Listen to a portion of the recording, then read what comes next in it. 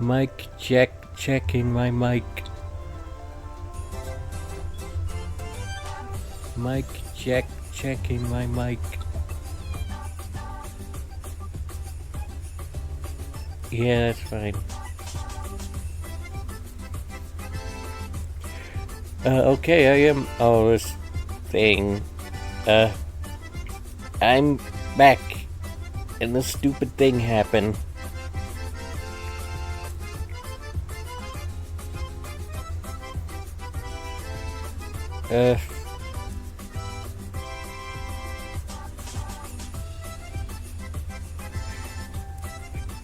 I'm just going to hope that it would be funny if this thing walks in front of the screen, or flies, I guess. You know, the virtual pet aspect of this game, maybe could use some work. I feel like I remember finding somewhere a feature to hide the thing.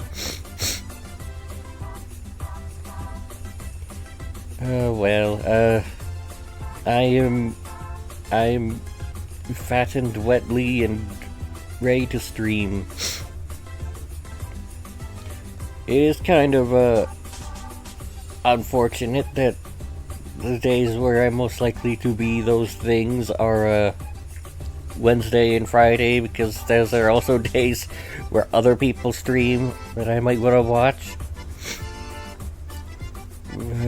But oh well.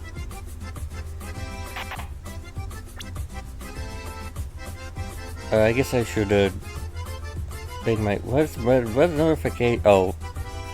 That was because my mic wasn't plugged in right earlier. Okay. Everything is fine, normal.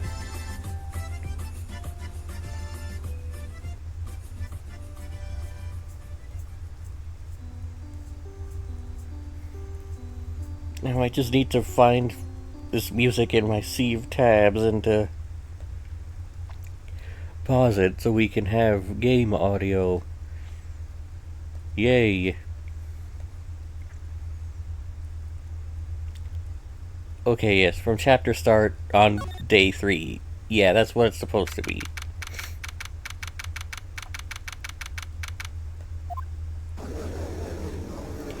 We're jumping right back in. We're right back into trial. Having a investigation segment is kind of good, warm-up, honestly.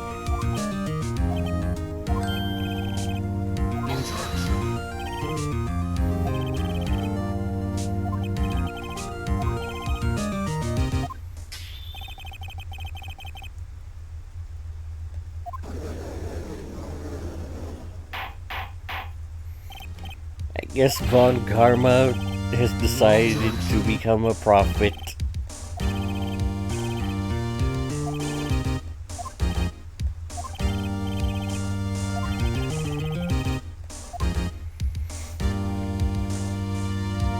It's Old Man Fun Picks. Well, I just stated it for him.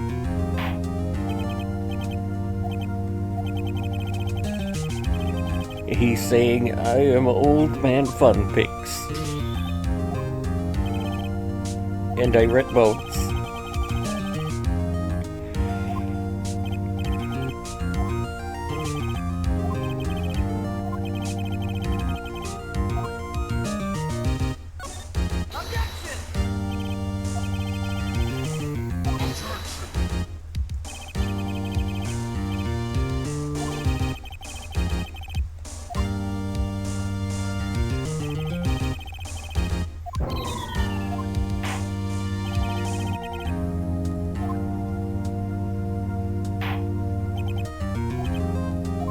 I wonder how that's different if you say the other thing.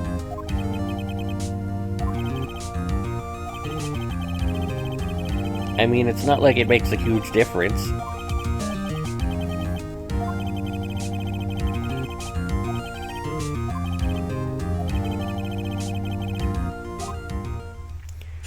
Okay. The night of the murder. What voice did I give this dumbass? It was the night of the 24th, just after midnight. Yup. I was in the restaurant where I rent boats, as usual. Then I heard a bang. Yup. When I looked out the window, I saw a boat just floating on the lake. Then I heard another bang.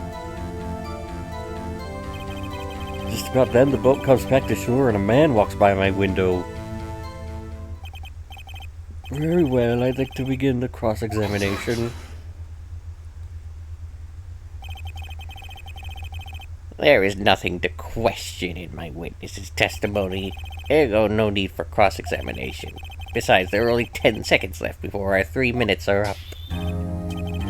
Judge your verdict now. Yes, Mr. Wright. What are you saying? Of course I'll cross-examine the witness. Very well, you may begin. What a dick.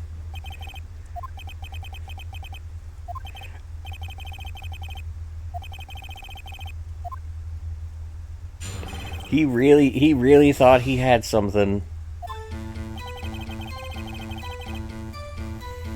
Anyway, just after midnight,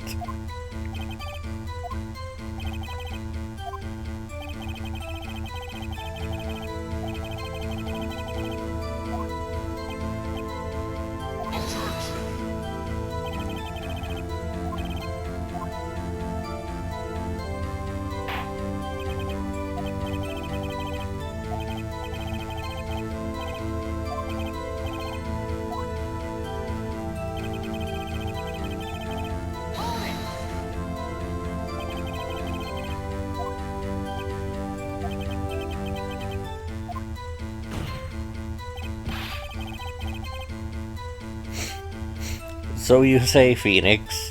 So you say.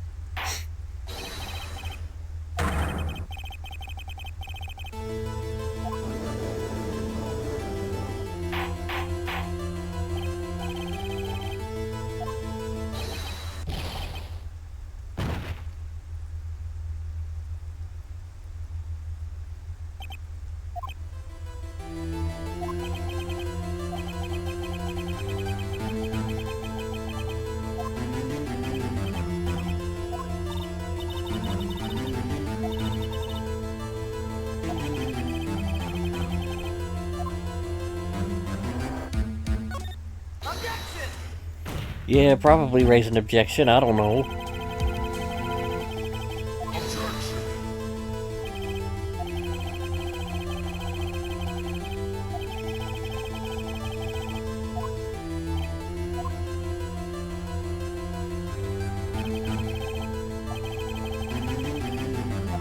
He could have wiped his prints after he fired and replaced them with new ones.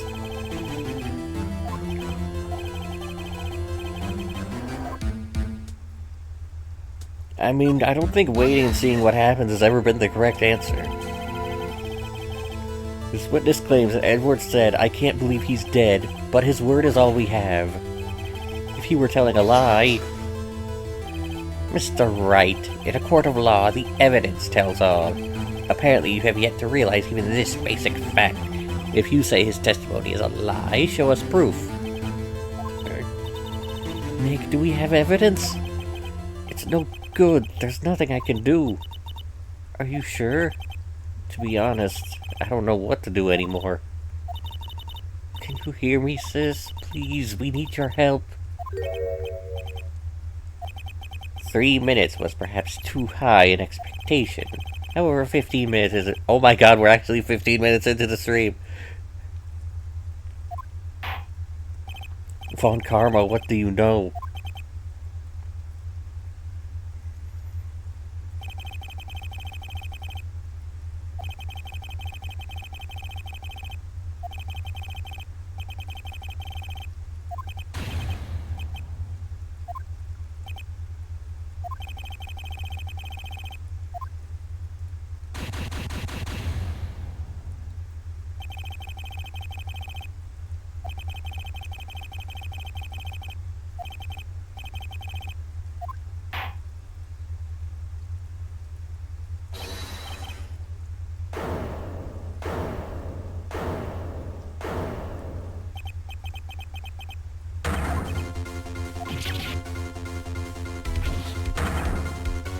Larry. Listen, you gotta listen to me. I was there in the park the night of the murder. I wasn't sure about it until just yesterday, but today I remembered it. Remembered what? The gunshot. I heard it too. Order. What is the meaning of this? The verdict has been decided. I call for adjournment. One moment, Mr. Von Karma. So you say you heard a gunshot? Yeah, I did, a gunshot that night. I was sitting here in the audience listening to the testimony, then I realized something he said was different from what I remember. Anyhow, I can't just sit here and let you call Eddie a murderer. It's just not right. I'll testify, let me testify.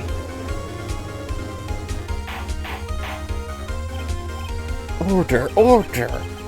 Well, this is the first time something this happens to be doing. I'm not quite sure how to proceed or speak, apparently. Judge, you've already given your decision. The trial is over. Nick, this is it. Larry's given us one final chance at this. She's right. If only it wasn't Larry, he could make things even worse. Mr. Edgeworth was just declared guilty, Nick. It doesn't get any worse. You're right. Okay. Your Honor, if there is another witness, it is our duty to hear them speak. Right here, right now. A waste of time. The verdict cannot be overturned.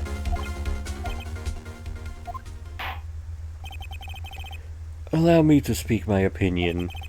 In all court proceedings, it is our duty to prevent an inaccurate verdict. In order to make sure no mistake has been made, every witness should be heard. What is this?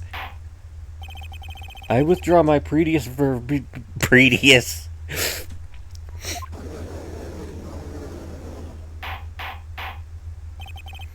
Mr. Von Karma, I order you to call this new witness to testify, now. What? The court will adjourn for a 5-minute recess. After that, we will hear this new witness. Court is adjourned.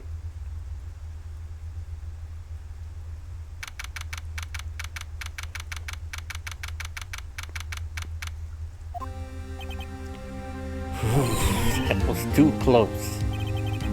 Sorry to keep you at the edge of your seat like that, Edgeworth. I've seen worse. Yeah, right, Edgeworth. You're sweating bullets. I just wonder what Larry plans to say in there. Larry was at the lake that night?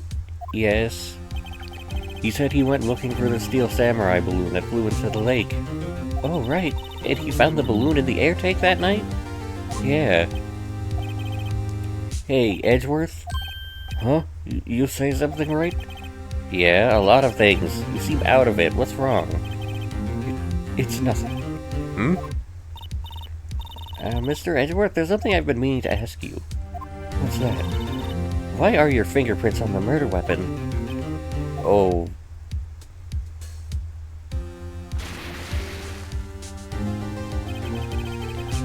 When he fell into the lake, I went into a daze. I couldn't understand what had happened. I couldn't think straight. Then I saw the pistol lying on the floor of the boat in front of me. I picked it up without thinking. I didn't have a reason, really. I see. Right? Yeah? This might be our chance. Our chance? Von Karma has only ever run perfect trials. Perfect trials? Perfectly prepared witnesses, perfectly complete evidence. That's the secret to his success. This is the first time he's ever had to deal with something unexpected. He has let someone he hasn't even talked to testify before a court. And that someone is Larry. What are you getting at? It's likely his testimony will be full of holes, right? That's right, Nick. No 10-minute trial this time. We'll It was 15 minutes. It was 15 minutes.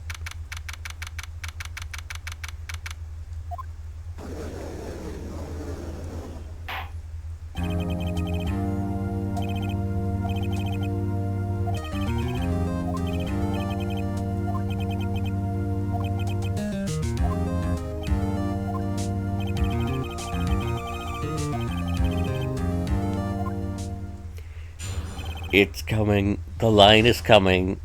This is where it shows up.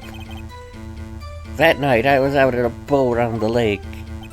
I was looking for something, and I found it.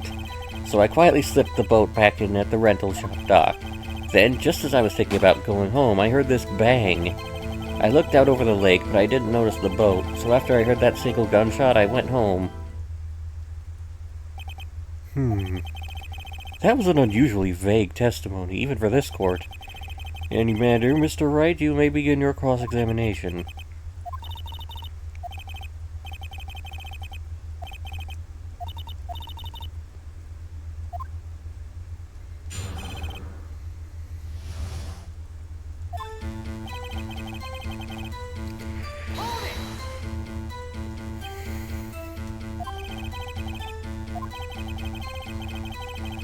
What even was wrong? Why are you...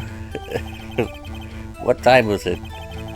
It was after 11 when I went out on the boat. By that time, everyone had gone home for the night. So I waited until the coast was clear, so to speak.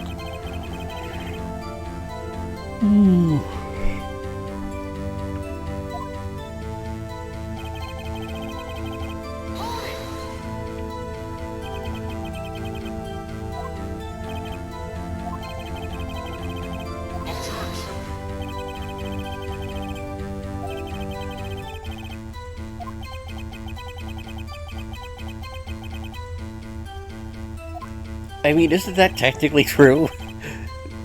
The balloon he was looking for is what turned out to be Gordy.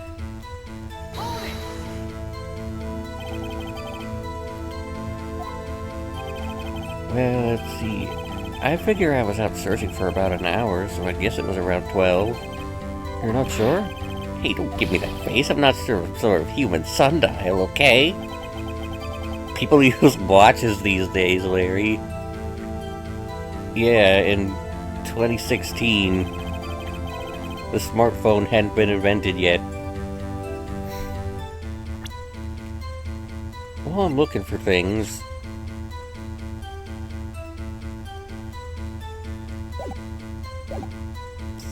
That's probably what I do first, before we get to the line.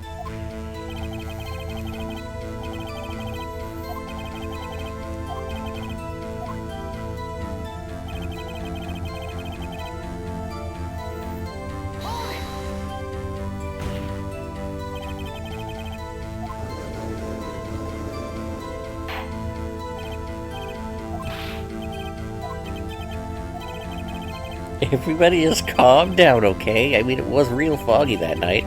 I'm not sure whether there was a boat out there or not. Okay, no problem. That's just the most important part of this case.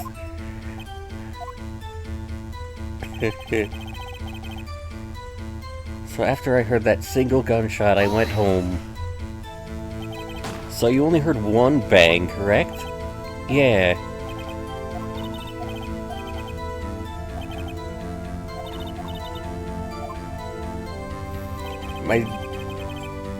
My stupid baby thing is in front of the screen.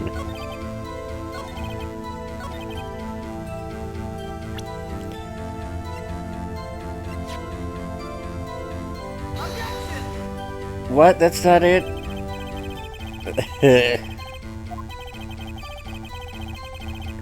It was fired 3 times, come on.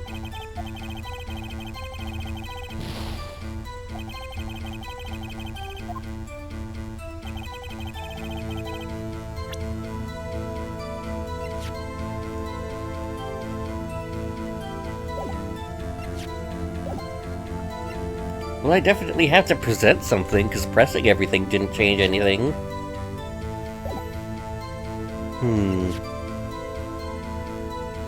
It might be Lotta, actually.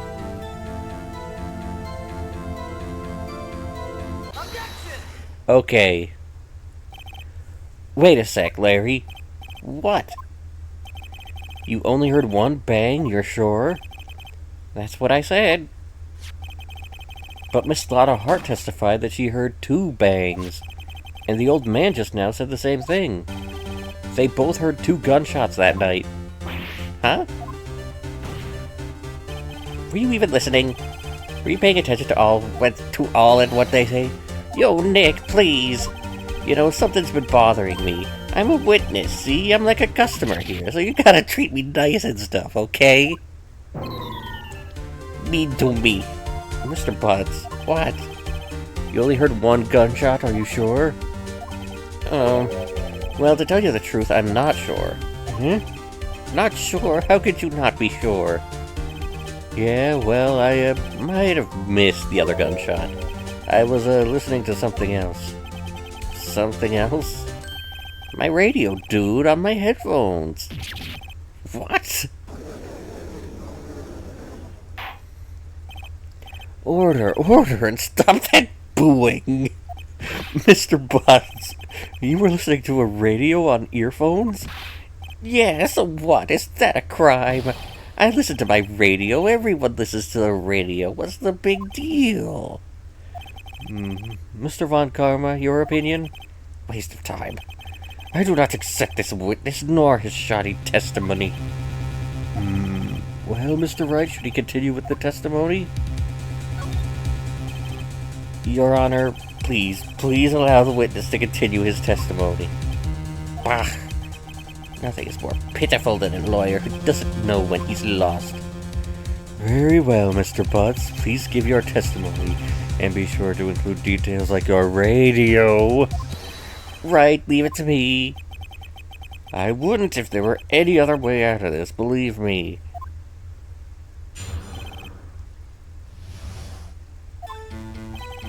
It's lonely being alone on Christmas Eve. That's why I was listening to an all-request show on the radio, see? I was listening to it real booming loud like, but I'm sure I heard that gunshot. I remember exactly what the DJ was saying when I heard it, too. You were listening to your radio at a high volume. Yeah, what's the big problem? Can't a man listen to his radio in peace? Isn't this a free country? I truly believe Larry has no idea what the problem here is.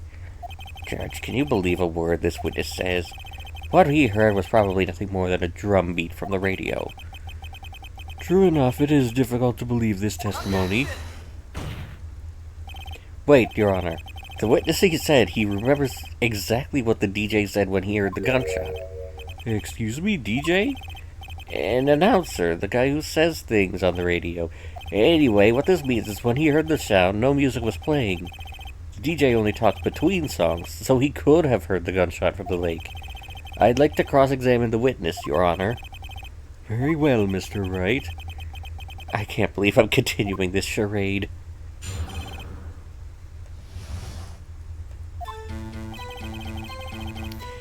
Yeah, I know what to do.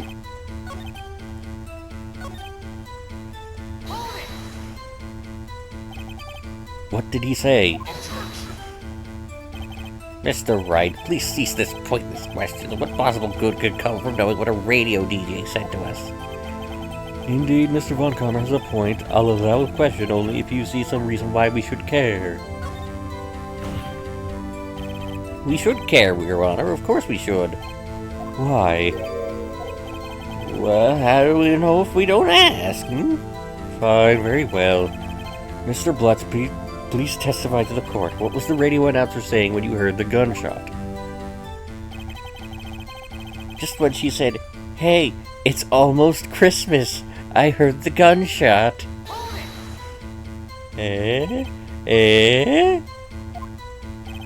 Of course I'm sure. She had this real sexy voice. Maybe if Von Kammer's right, I'm not sure how this helped at all. This is the most ludicrous testimony I've ever heard.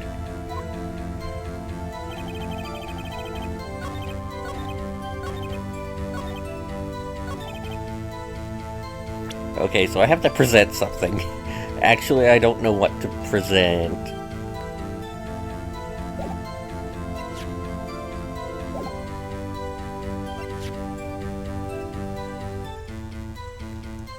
I want to say it's the lake photo, because this was taken at 12:15. It does say that. And 12:15 is, not almost Christmas. Larry, are you absolutely sure what you're saying is correct? Oh, what's with the face? You look scary, dude. Hey, if you're trying to scare me, you better know I don't scare that easy. Is something the matter, Mr. Wright? Your Honor, did you hear what the witness just said?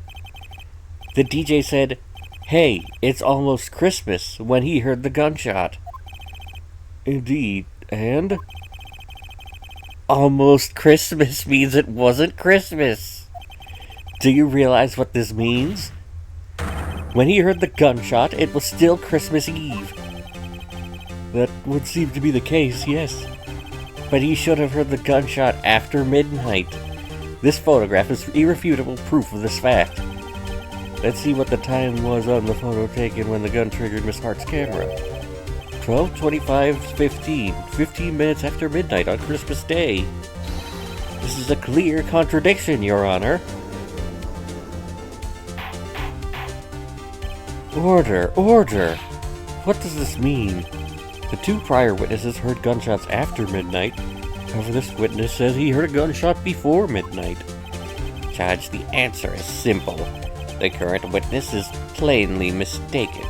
Just look at him. Suspicious. What? Well, Mr. Wright, what do you think about Mr. Butz's claim he heard the gunshot before midnight? Larry's not mistaken, Your Honor. He heard that gunshot before midnight. Intriguing. I'm assuming you have evidence for this wild claim. Show me evidence there was a gunshot before midnight. Look at this photograph! This was taken by our witness yesterday, Miss Lotta Hart, with her automatic camera. The timestamp on the photo reads December 24th, 11:50 p.m. Oh yeah? There's nothing on the lake in this picture. Your Honor, the real issue here is not why nothing is shown in the photograph. It is why this photograph exists at all. What do you mean? Your Honor, this photograph was taken by an automatic camera. That camera was set to go off in response to loud noises. Aha! Correct. There was a loud noise on the lake at 11:50 p.m. That is why this photograph was taken. In other words, when Larry heard that gunshot, it was most definitely Christmas Eve. Indeed, it would seem that is the case. Then where does that leave us? Miss Hart testified that she heard the gunshots after midnight. Are you claiming she was mistaken? Not at all, Your Honor. It is a fact that the camera also triggered at 15 minutes after midnight. Your Honor, That night, there were 2 sets of gunshots with a 25-minute pause between them.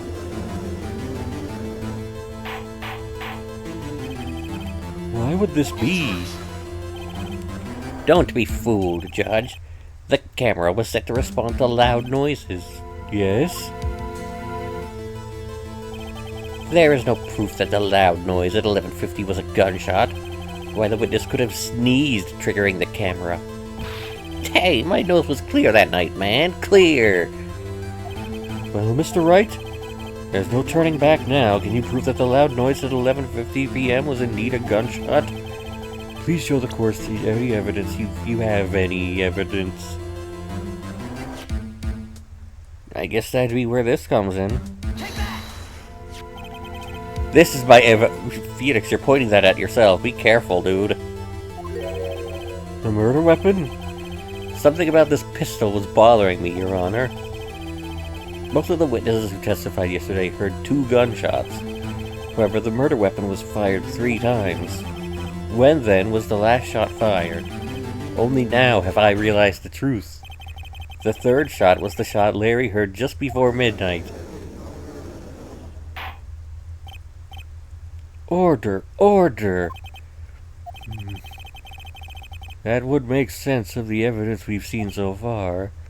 There's a weird little guy in front of me. However, this leaves me wondering what exactly did happen that night on the lake. Exactly. If this is true, there were 2 sets of gunshots separated by 25 minutes. One at 11:50, another at 15 minutes after midnight. Why, I ask you, why? Oh, I better think of something quick. Wait a second. Gunshots separated by 25 minutes? I have it! Remember the case with the Steel Samurai? The murderer in this case had the same idea as the murderer in that case. Maya, if we don't figure this out now, we'll never overturn Edgeworth's guilty verdict. I've got a hunch, and I'm going to run with it. Right? I mean, is this safe? Safe? We've already got a guilty verdict. We have nothing to lose. You just watch and let me know if I say anything that sounds fishy, okay? The testimony just now has cleared up this entire case. What do you mean, Mr. Wright? So you finally realized the truth. There could be no other murderer here than Miles Edgeworth himself. Wrong, Von Karma. A man was shot that night, but it wasn't Edgeworth who did the shooting. Listen, rookie. Take a deep breath and consider the facts.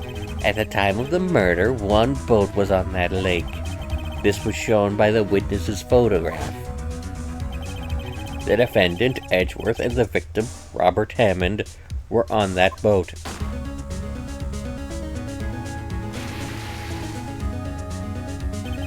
There was a gunshot fired on that boat, and Robert Hammond fell into the lake.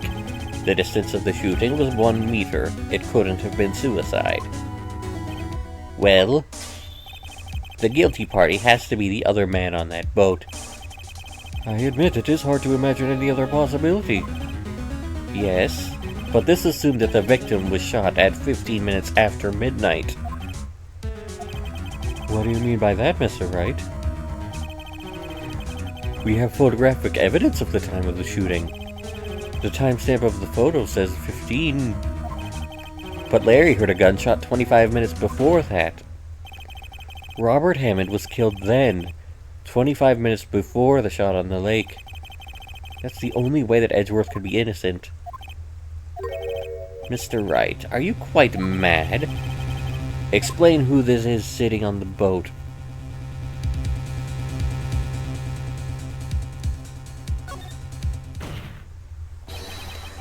Of course, it was Edgeworth and the murderer.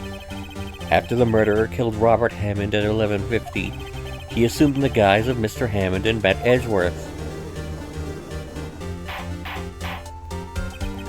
What? Are you serious? Yes, Edgeworth won't tell us why he went to the lake that night. Oh, fuck, I got a yawn. I had to yawn. That night, Robert Hammond called Edgeworth to the lake. Now, Edgeworth didn't know Robert Hammond's face that well. That's why he didn't suspect anything when the murderer took Robert Hammond's place. I'm not sure what to make of all this. Ludicrous. Mr. Wright, tell us the name of the murderer, then. The murderer's name? Right, it's... I don't fucking know. Actually, I don't know the murderer's name. You don't know? But again, you waste my time. I don't know, because he never told us. The murderer is the caretaker of the boat shop, that old man. At 11:50, he was the one who killed Robert Hammond. The caretaker of the boat shop? Where did he do this? There weren't any boats at the lake then. Why would he have to go all the way out of the lake just to shoot someone? May I suggest that the real scene of this crime was not in a boat? What? Well then, where did the murder take place? Okay, I don't remember. I don't know. It could have been anywhere, really. Just like on land. Do I point to... I don't see the penalty exclamation points. So maybe we're okay to get it wrong. The boat shop, where he boats. That way he could meet with the victim without anyone seeing. Do you have proof that the boat shop was the scene of the crime? What the fuck? Hello?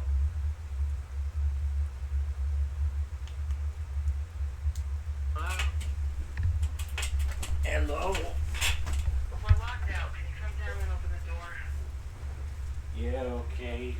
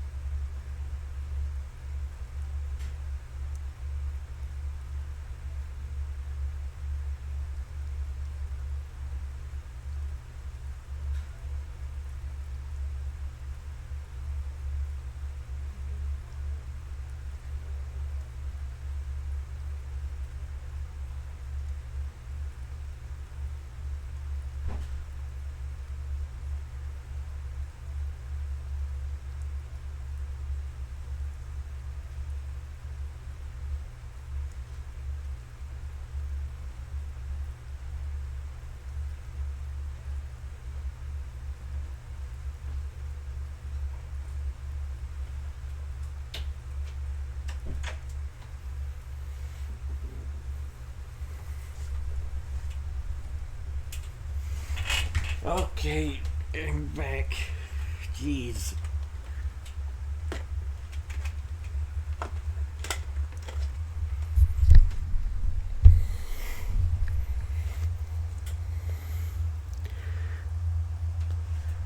I got pulled away because somebody locked themselves out.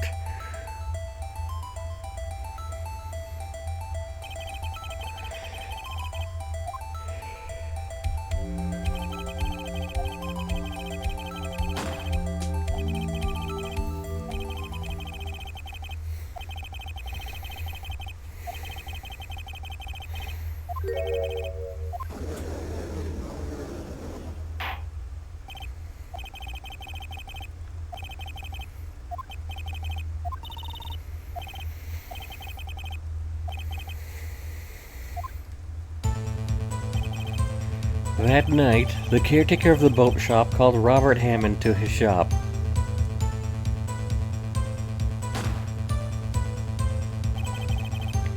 This was around 11:50. That was when the gunshot that Larry heard was fired. After that, the caretaker put on Robert Hammond's coat. He became Robert Hammond. Then he got in the boat with Edgeworth and went out into the middle of the lake. Then who fired the pistol in the boat, Mr. Wright? Of course, it was the murderer who shot the pistol. He shot twice. Both missed Edgeworth on purpose. Wait a minute. Yes? Why would he shoot twice if he didn't mean to hit anyone? Details. Know this, Mr. Wright. The moment you run out of explanations is the moment you lose. Tell us why the murderer had to fire twice. I believe he shot twice to create a witness, Your Honor. Create a witness? The murderer lifts his pistol and fires one shot. That ensures that anyone who heard the shot would look at the lake. Indeed, Miss Hart did exactly that after hearing the first gunshot. Next, the murderer waits a bit and he fires again. Then...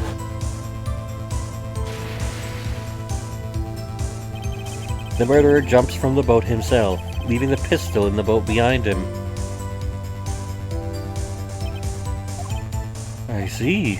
To someone looking from the edge of the lake, it would appear that one of the boat had shot the other.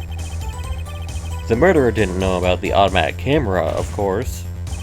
That's why he shot twice to draw attention to the boat. Once he realized that, everything else falls into place. The boat shop caretaker swam back to his shop. Then he put Mr. Hammond's wet coat back on the body, and threw the body into the lake. This is what happened, Your Honor. These are the events that transpired that night on Gore Lake.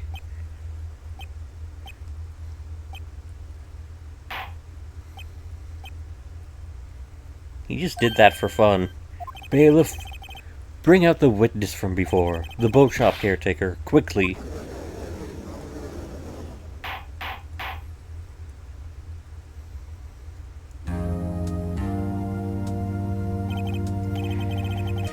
Very well, while we are waiting for the caretaker, I would like to ask the defendant, Miles Edgeworth, a few questions. Mr. Edgeworth, please take the stand. Mr. Edgeworth, you heard what the defense has said. Yes. Well, why did you go to the lake that night? What Wright has said was mostly correct. Astonishingly so, actually. Yes. Several days ago, I received a letter. The letter was signed Robert Hammond. He asked me to come to the boat shop by the lake at midnight on Christmas Eve. He said he had something very important to discuss with me. Something important? I'm sorry, I can't say what it was. Your Honor, sir. Bailiff, we are conducting a trial here. I ask that you remain quiet. The witness has disappeared. The witness has appeared. Find him quickly. We cannot allow him to get away.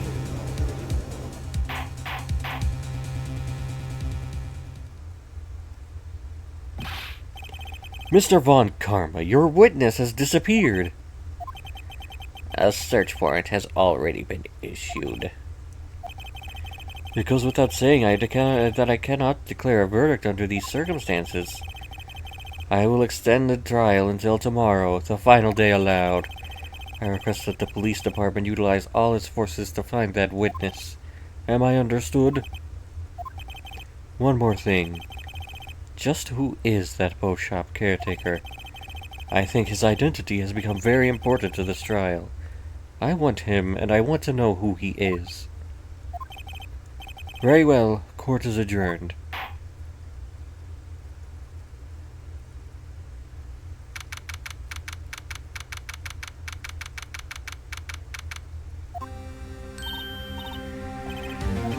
Woo.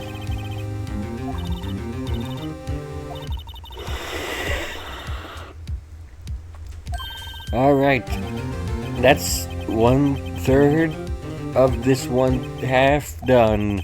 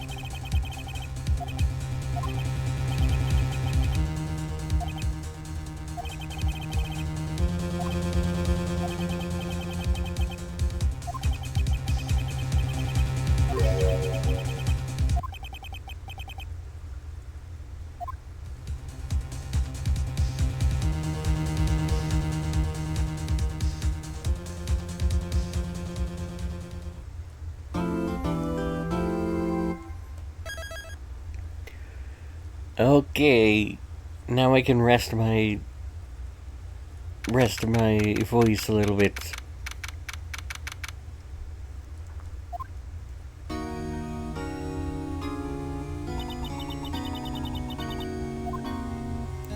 Because I don't feel like I have to read through investigation segments too much.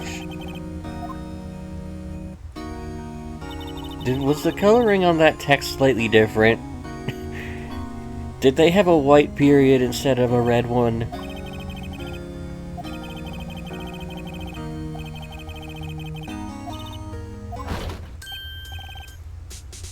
Hi, Larry.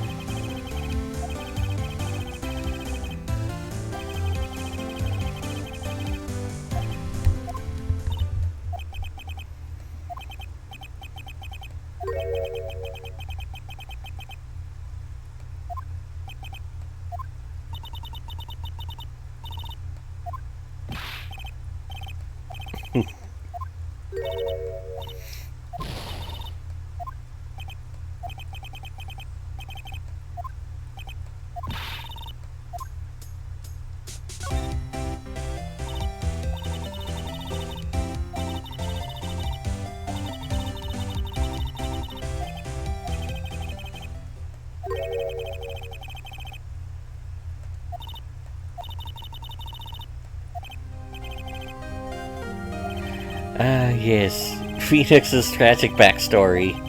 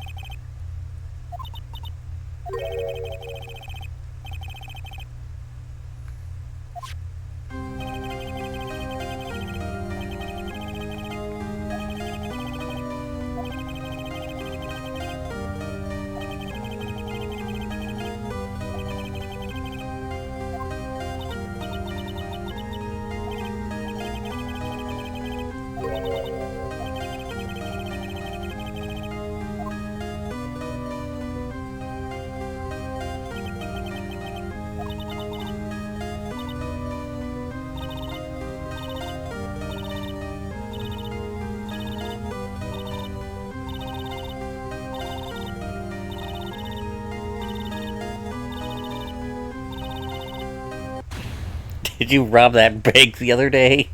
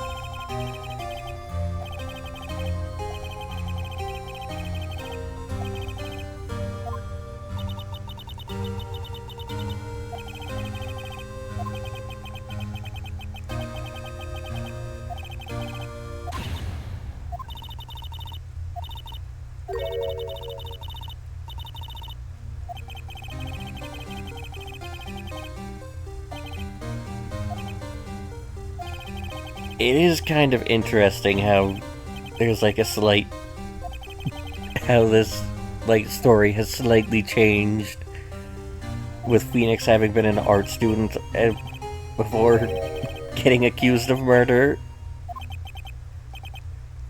That is a weird change that they made in Trials and Tribulations, actually. Oh no, it's just, you know, always kind of interesting to see, like, a piece of media that is the first of a series and, like, you know, hasn't fully established everything that maybe would eventually be established.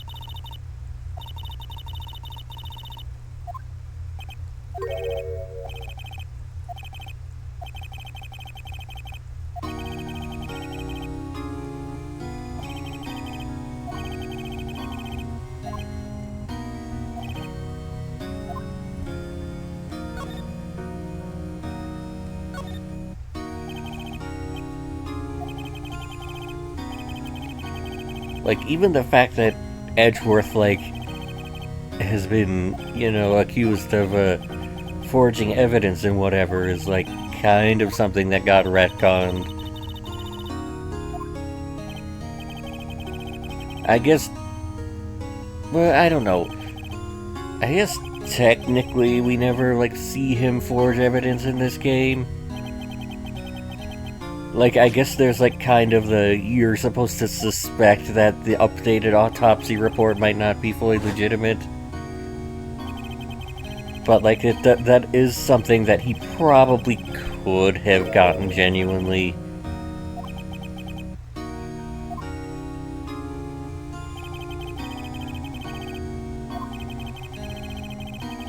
So, like, I guess that one works fine.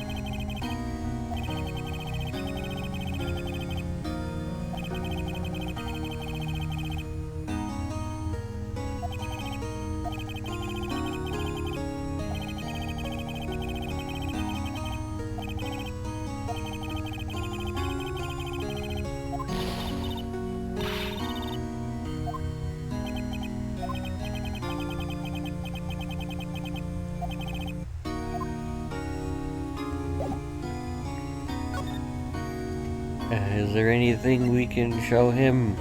Do you like this?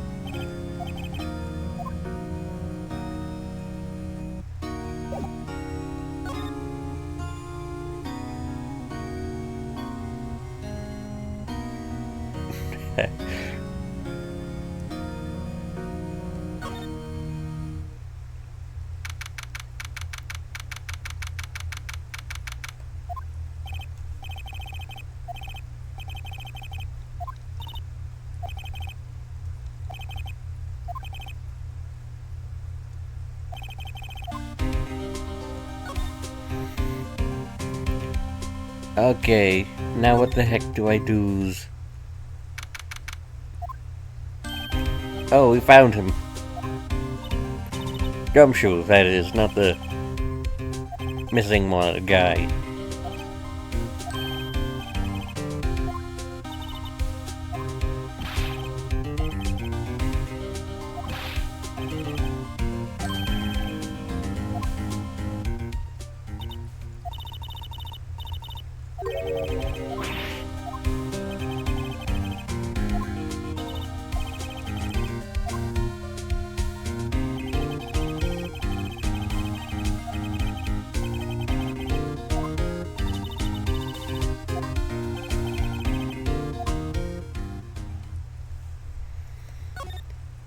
Well, that's one less area that we have to scour around. Hello to a public beach. The steel eyesore is missing.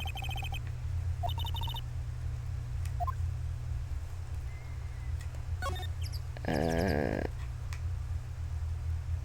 don't know if there's anything relevant over there.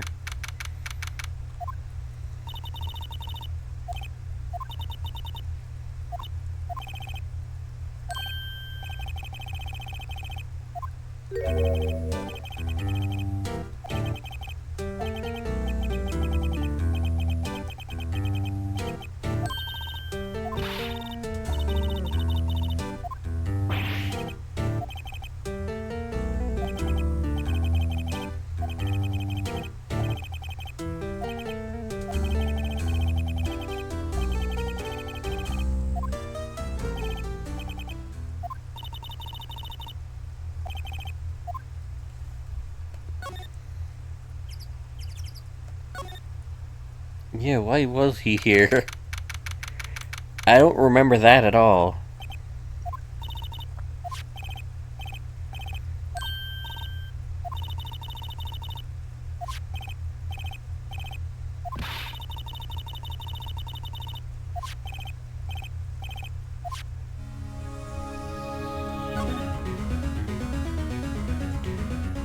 Well, since we suspect that guy of murder, now it would be ontologically good to steal from his safe.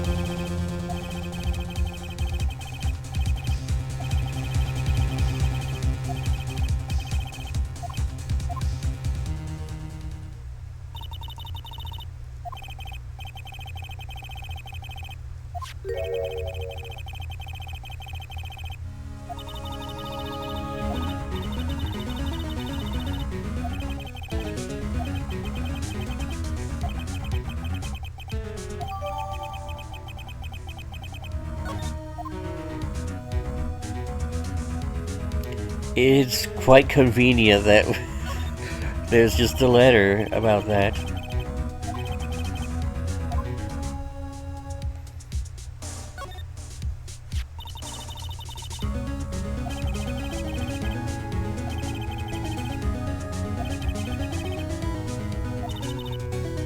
Yeah, whatever did happen to Polly.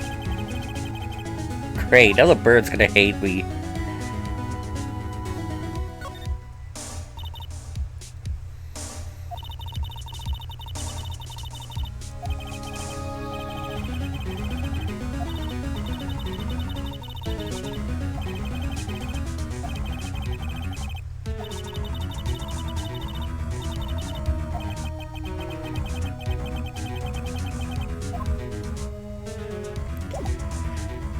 Is there anything else here? I mean, we can't present evidence to Polly. We could look in the sink, maybe it's like full of noodles or whatever.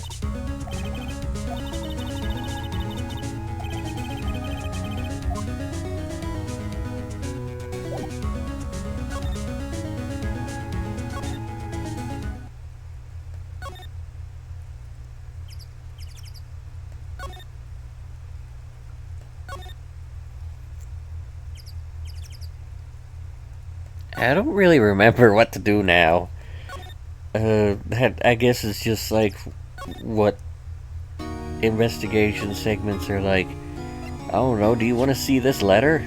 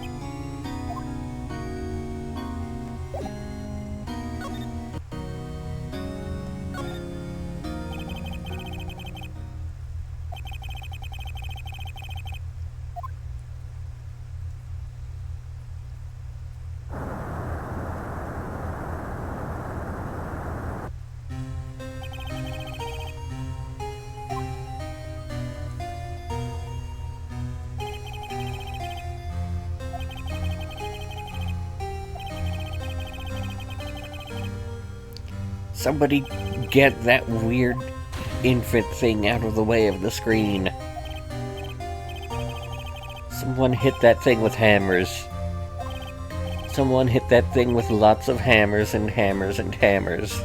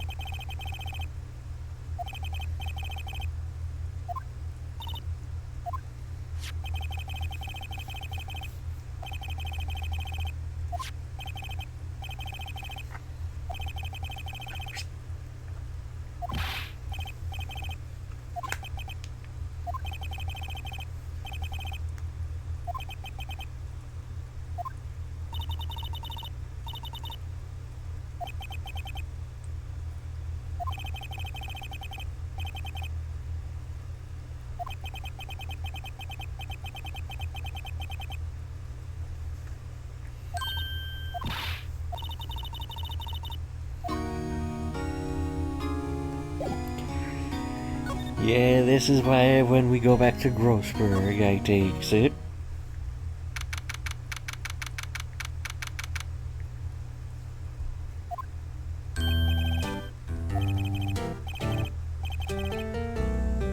I mean, Mia would have been better to ask about DL6, but you know, she's not here. She's not frickin' here. Isn't she, Maya?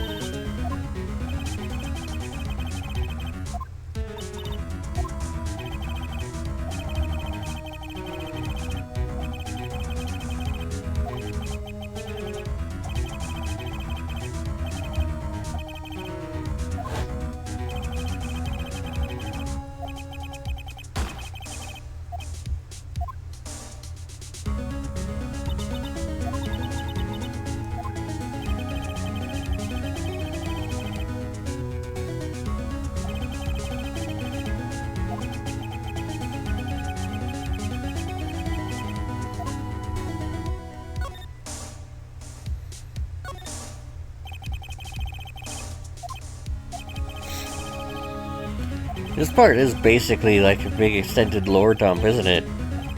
We have Phoenix's proto-backstory before Dahlia Hawthorne was conceptualized. We had Edgeworth's actual tragic backstory. We've learned about Yanni Yogi.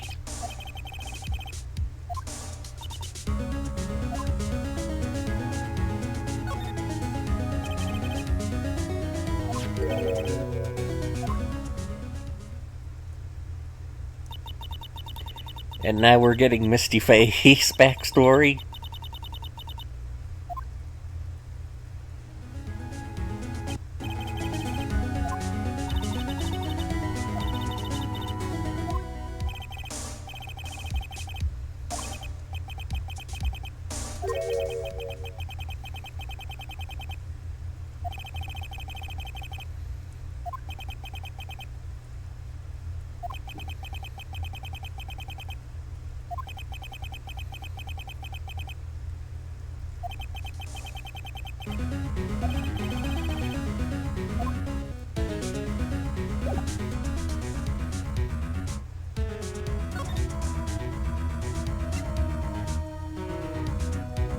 Is there anything else that we say is here?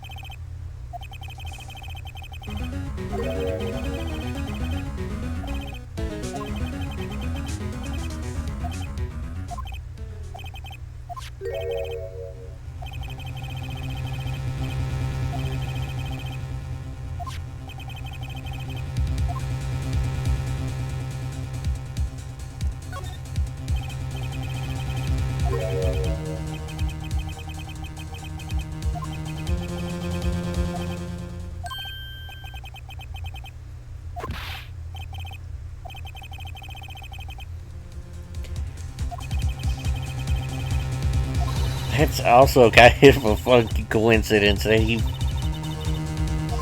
this is how they figured out that Von Karma was involved.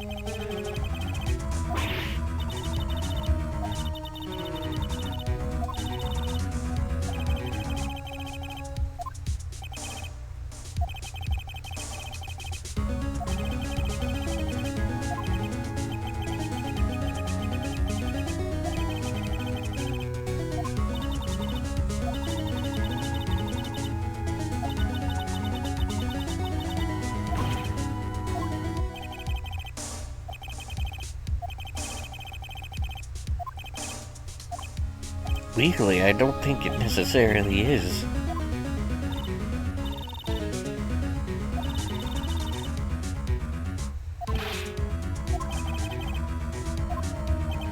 Like, would somebody in the situation of, like, young Edgeworth in that elevator actually be, like, really held accountable?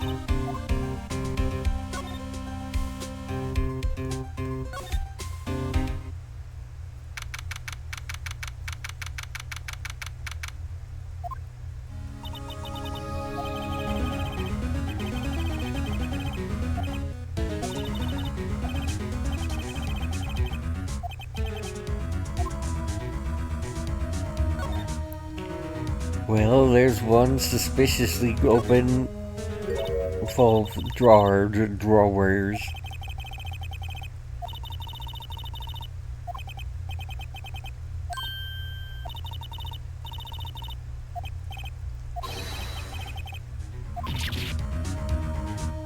Front-facing Manfred von Karma.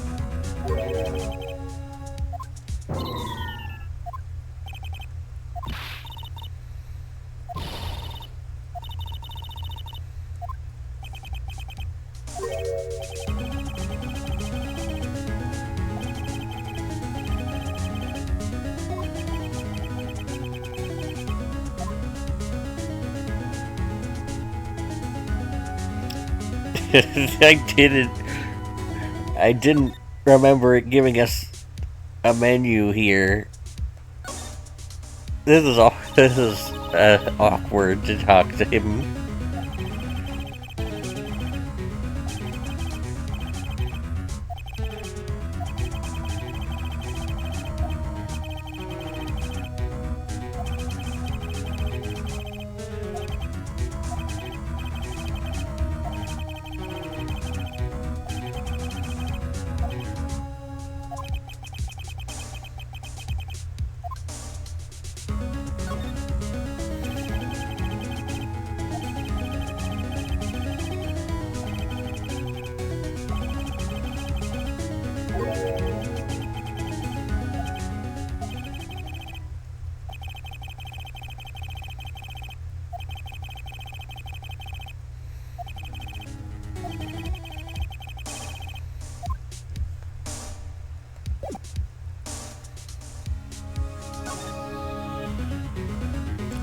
Look at my badge.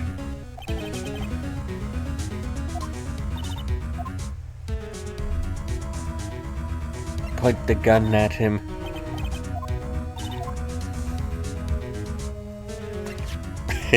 Hey, what if...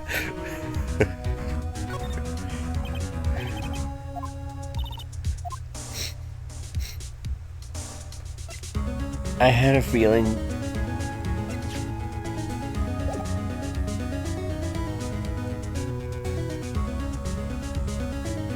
What?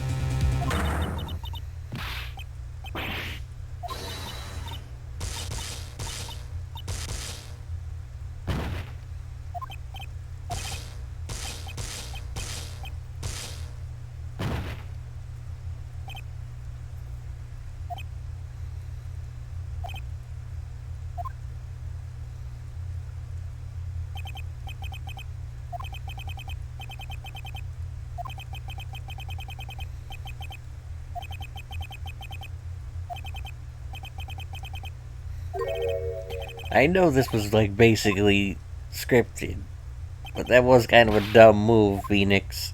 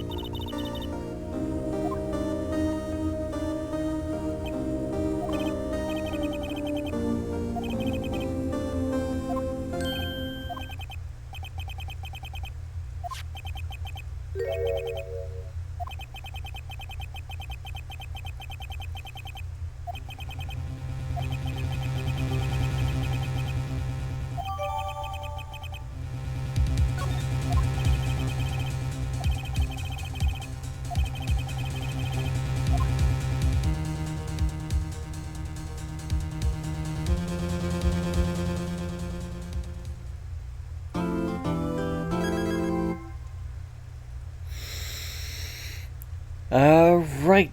The final trial time. Would somebody get this stupid thing? Oh, don't glare at me.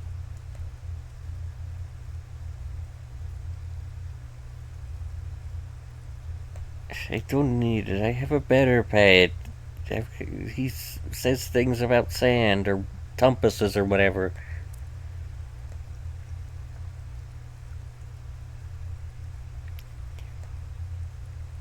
Oh, well, whatever.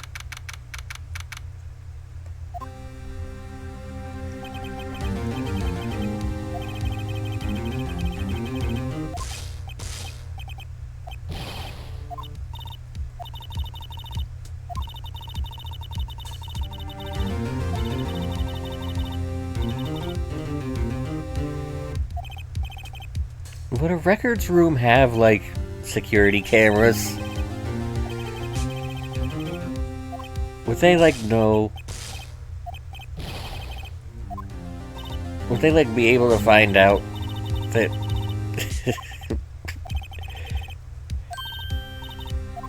that Von Karma... you know, electrocuted us?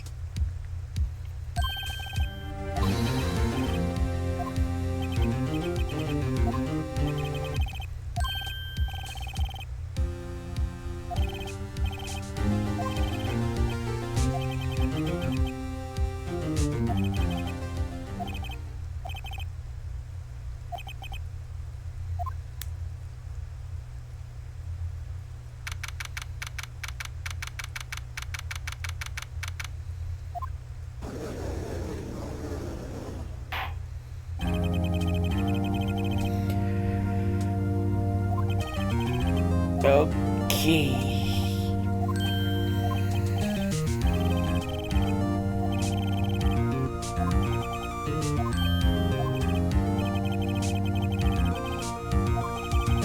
He's just surprised that Von Karma is seeming cooperative.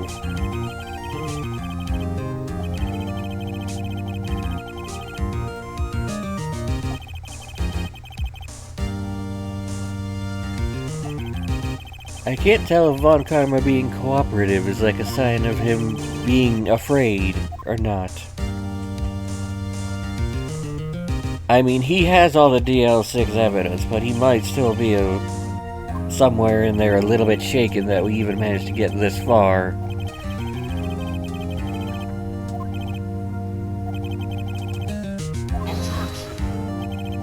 The witness is fucking asleep, Your Honor.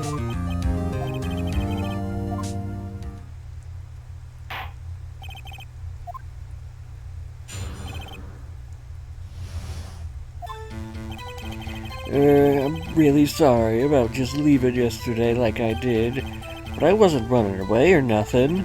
I went to buy some food for Polly, see? I figured I got nothing to do with this incident anyhow. I mean, I need one of those motive things, right? And I don't got one. So my testimony yesterday stands as is.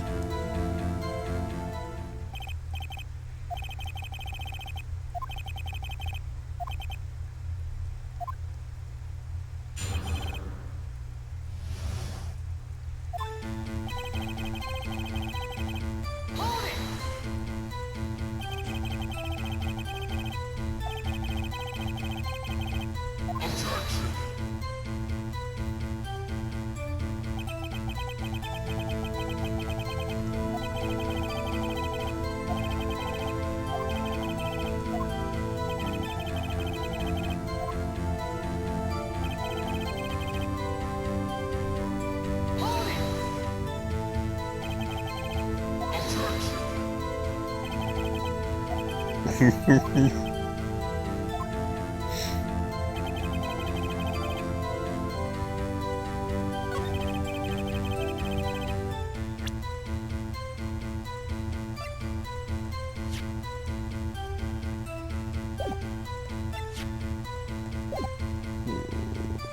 we present something here? I don't remember. No, that's incorrect. I don't remember the order of operations here.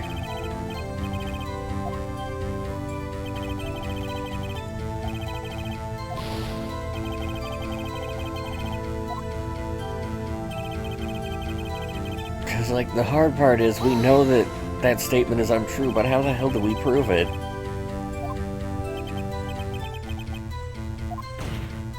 That's kind of like a big part of the Ace Attorney formula, I suppose. Like, the first two cases in this game just straight up show you the murderer. That way you can put the whodunit in the back of your head and focus more on how the hell do I prove who did it.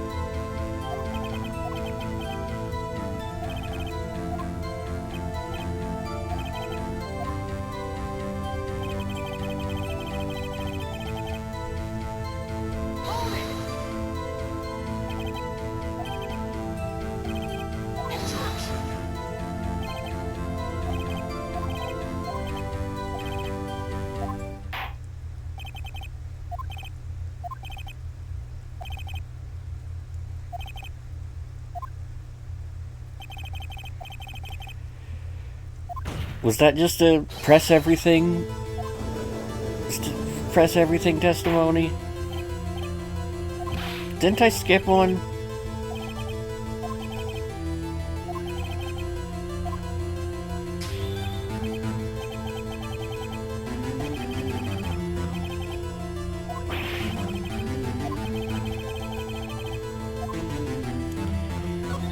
Miyobi.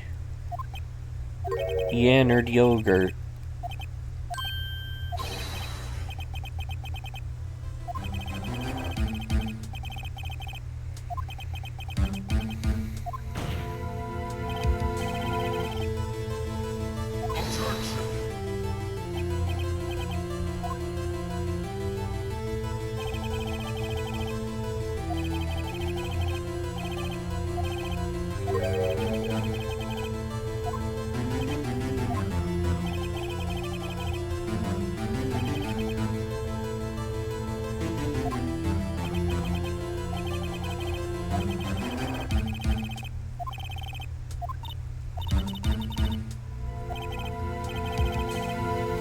It's actually quite simple.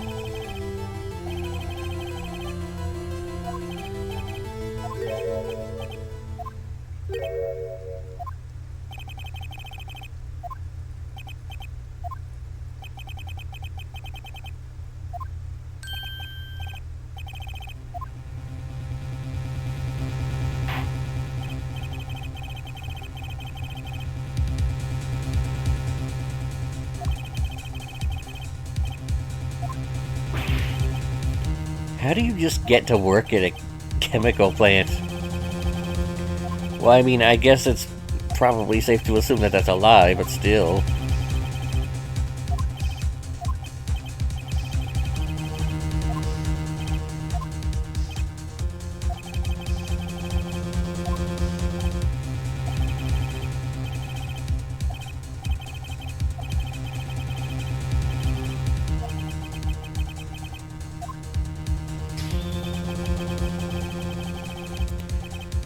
Is this where another iconic line from this case comes up, but one that isn't quite as memeable as Almost Christmas Week and Was It Christmas?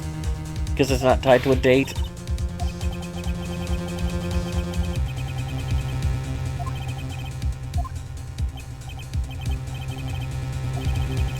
Perhaps you'd like to cross-examine the parrot for a little comic relief, hmm? Yeah, very funny. You're a sore winner, Von Karma. Wait a second. Cross-examine the parrot? What is it, Nick? No, you're not going to... Your Honor? The defense would like to take Mr. Von Karma up on his proposal. Take Mr. Von Karma up? On his proposal? Exactly, Your Honor. I would like to cross-examine the witness's pet parrot.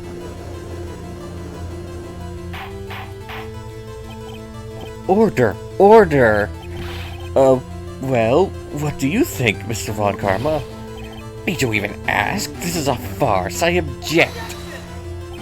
Wait a second. You were the one who suggested I cross-examine the parrot, Von Karma. I have a right to do as you suggested. Well, if you're so desperate, then please be my guest. Of course, should you go through with this and nothing comes of it, then I hope you're ready for the consequences. Nick, this is crazy. Well, still want to go through with your little game? Let the parrot take the stand. I will cross-examine her, Your Honor. This is the most ridiculous thing I have ever heard. Von Karma's rigged every person's testimony, every piece of evidence, except the... Well, he did. He did rig the parrot, as we will find out. But not well enough.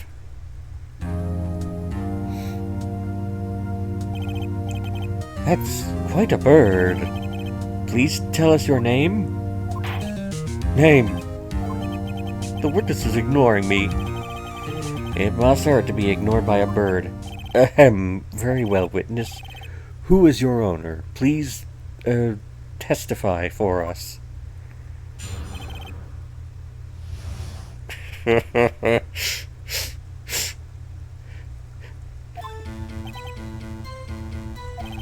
Hello, hello.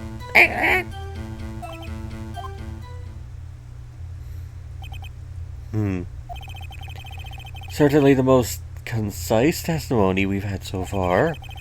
Very well, begin your cross-examination. Right. What are you going to do, Nick? I don't know. What do we do, Maya? I mean, you say that, but we know. We do, like, should at least know one way to get his thing to say. You can't just say hello and expect us to get anywhere. I want you to testify. Maya, you talk to her. Right, what do I say? Remember, 2 days ago... Polly, have we forgotten something? What? Don't forget DL6. What? If I can get Polly to say that here, that will prove that the caretaker had something to do with DL6. Polly, have we forgotten something? Hello. That was more like a meow than a squawk. Forgot something we forgot. Hello. Oh, it's not working, Nick. This bird is something wrong with it.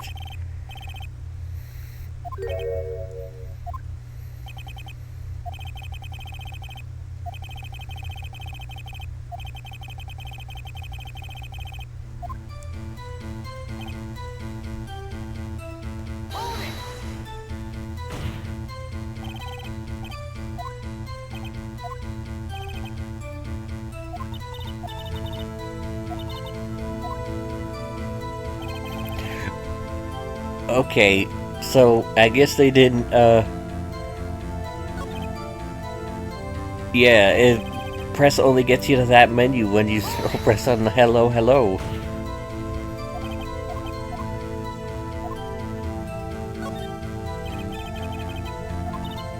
Polly, what's your name? Polly. Mr. Wright, I think we've established that this parrot is named Polly. Well, actually, I don't think we did. Like, legally. Yes, it does. Ha! Fascinating.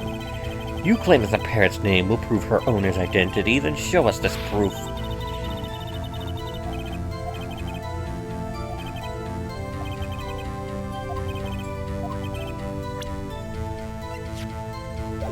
Do we still have... Okay, yes, we do still have this.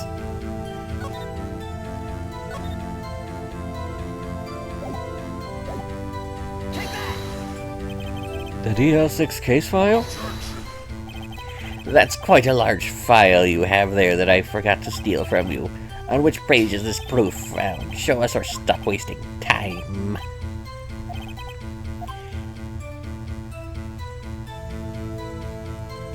Sucks, data.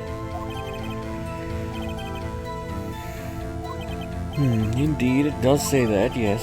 What was his fiance's name? Polly Jenkins. Polly. Exactly, Your Honor. He remembered the name of his fiancée who committed suicide. That's why he named his parrot after her. I see, I guess that is possible. A mere coincidence, that's all. My granddaughter has a dog she calls Phoenix. Well, Mr. Phoenix Wright, does this make you my granddaughter's fiancé? She's only 7 years old. Damn, we better cancel Phoenix. Do you think Von Karma made that entire thing up? That seems like something he would just make up.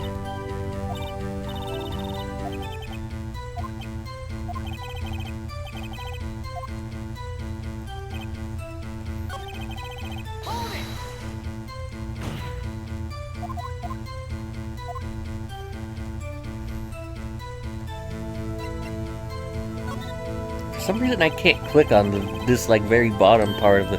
See, it worked there.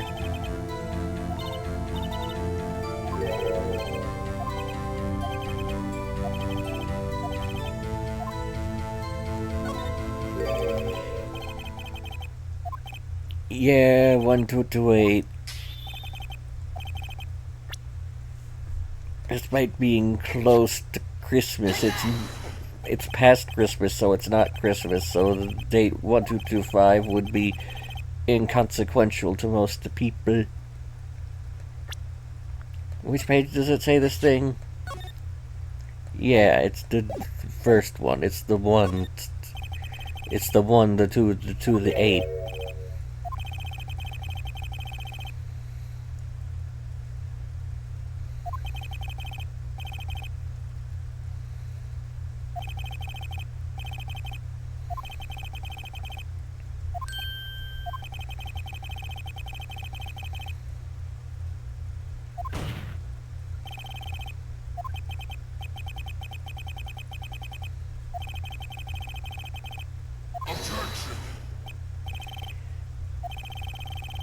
I set my ATM's card's number to 001 because I'm number 1.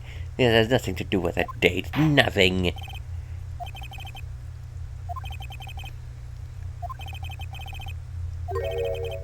I do think that I'm catching myself coming back in on Von Karma's lines. Coming back in with my crappy voicing. It is kind of fun to play a bastard like Von Karma. Witness, tell us your name. Wait, this witness, he doesn't remember. No, it's okay. I've accomplished what I wanted to do. I'm done. He looks totally different. This is the real Yogi, I think. Finally. He's been acting feeble to hide his true identity. Acting for 15 years. Well, let me ask you again. Please state your name for the court. My name is Yanni Yogi. 15 years ago, I served as a bailiff in this very court. Order, order! Yanni Yogi, so was it you who killed Robert Hammond? And tried to frame Miles Edgeworth for his death? Yes, it was me. I did it. They put me on the witness stand 15 years ago. Robert Hammond, he said I was mentally unsound. He told me it would make me innocent, get me off the hook. So I pretended to have brain damage. I was innocent, really, but he didn't believe me. We won the trial. But I lost everything. I lost my job, my fiancée, my social standing. Then, this year, 15 years later, a package arrived. It was a letter and a pistol. The plan was written out in careful detail. It was a plan for me to take my revenge on the people who ruined my life. I didn't care who had sent it. I thought this was my chance after 15 years. This was it. Finally, a chance to have my revenge on Robert Hammond and Miles Edgeworth. I have no regrets. Wait a moment. Revenge against Miles Edgeworth? What do you mean?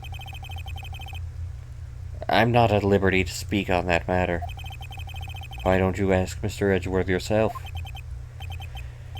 Anyway, I admit it. I was the one who killed Robert Hammond.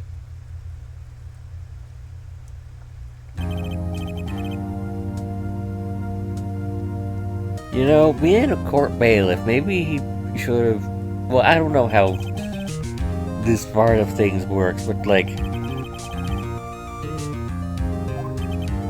I'm just saying, being a bailiff, would he have known that Robert Hammond is kind of a shitheel?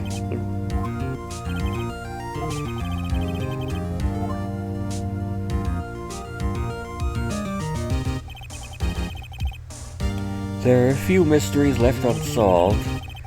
Still, you are cleared of suspicion for this particular case. So I would like to pass judgment on the murder of Mr. Robert Hammond. Any objections?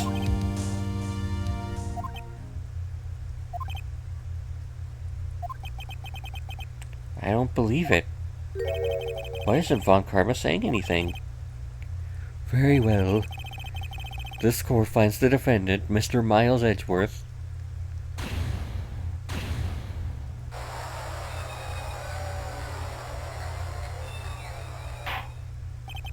That is all. The court is adjourned.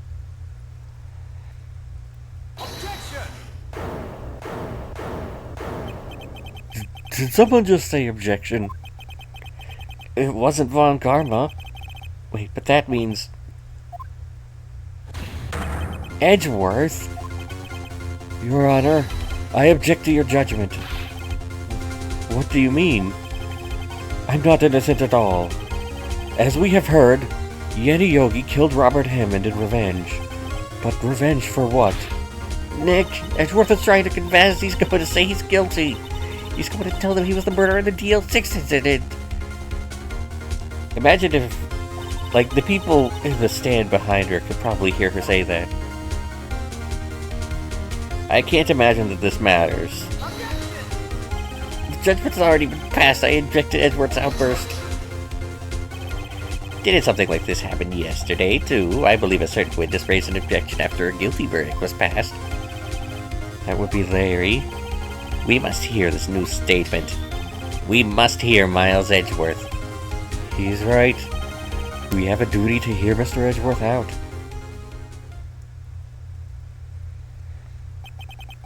For 15 years, I have had a recurring dream. A nightmare. It's only a nightmare. That's what I told myself. But now I know it wasn't a dream. Yanni Yogi wasn't the killer. You mean in the incident where your father died? From the distance of the shot, it wasn't suicide either. Everything was as clear as day. The murderer, the criminal in the DL6 incident, it was me. Your Honor, I confess my guilt. I am guilty for DL6, the statute of limitations of which ends today. The culprit is me. Order! Order! This is certainly unexpected. The defendant, declared innocent, is confessing to a different crime. A crime for which the statute of limitations... Yes, we know. I'm not really sure how I should deal with this. It's obvious. We hold a trial. Right here, right now. We try this man for his crime of 15 years ago. I think I would like to take a 5-minute recess. During this time, I will consider the appropriate course of action to take. Court is adjourned.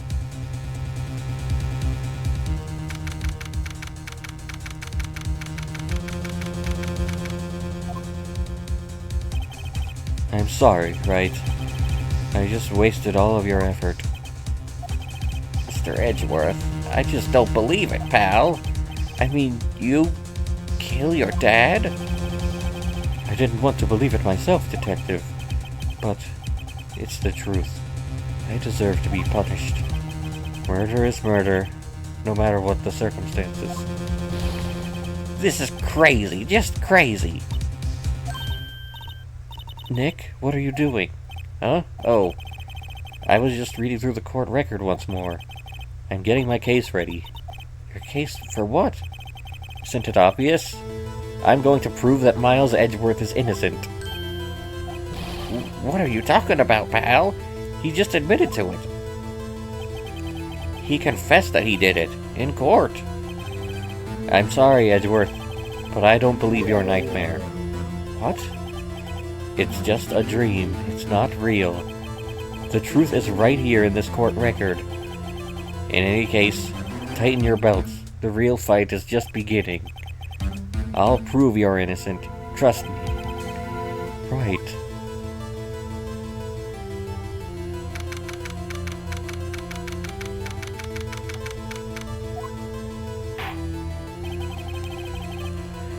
Then I would like to resume our trial. Judge, Miles Edgeworth has admitted his own guilt. He has confessed his crime. Let us begin by hearing his testimony. Then, though pointless, let the defense do their cross-examining.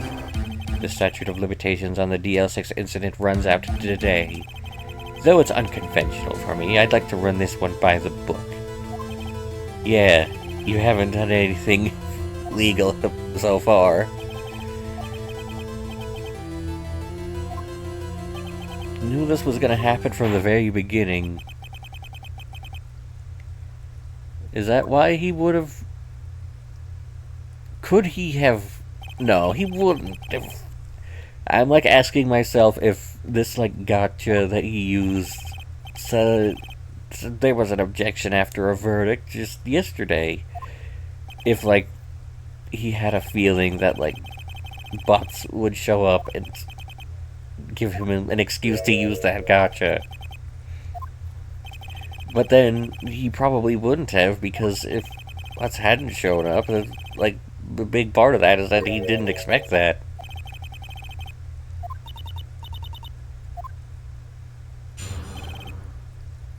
And he would have just gotten Edgeworth guilty the normal way.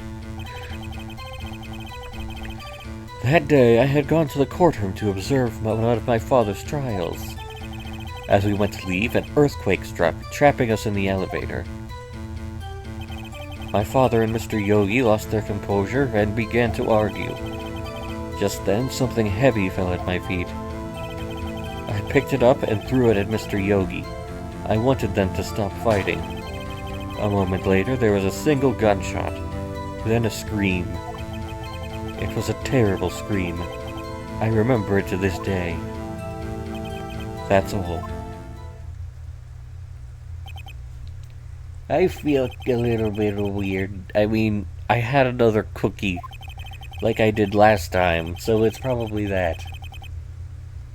I feel like all this talking is giving my body too much oxygen. Or maybe would it be too little oxygen? Is that what... I think it's funnier to say too much oxygen. Okay, what do I do here? I don't remember.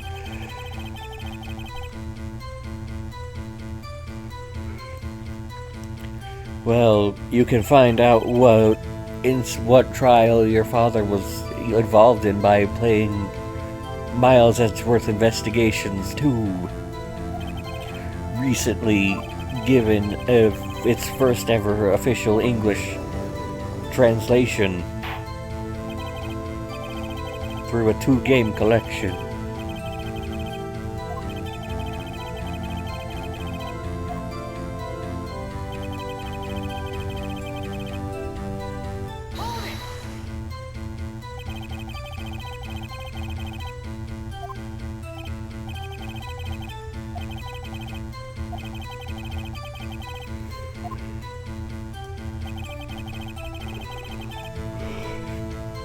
Oh, you know what? And I'm feeling like I have either too much or too little air, and Yanni Yogi felt like he had too much little air.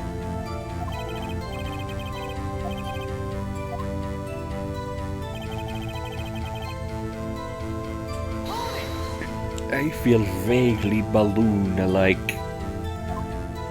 Call me a deviant heart drawing. I'll be getting big and round next time.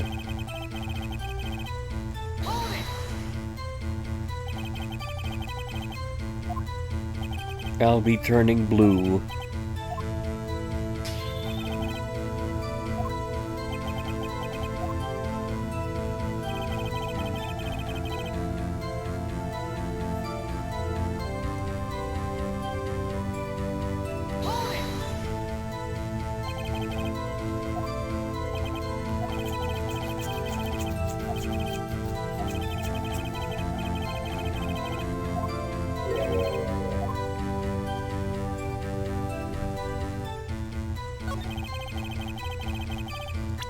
I think single gunshot is the flaw.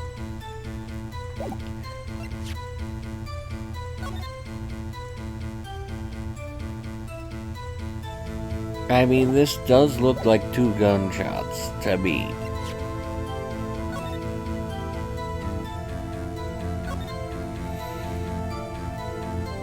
But here it does say the murder weapon was fired twice, and that, like, that seems a lot more, you know, damning as evidence than the bullet gun picture.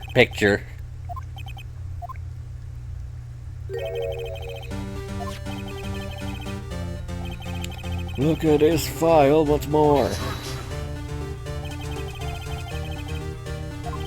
You do enjoy dragging out your filthy little file, don't you? What page contradicts Miles Edgeworth's testimony? Look at the victim data in this file. It says it quite plainly. The murder weapon was fired twice. That's as many as 1-2 times. Yet the murder weapon was fired twice. The first shot was the accidental firing when the pistol was thrown. So who fired the remaining shot?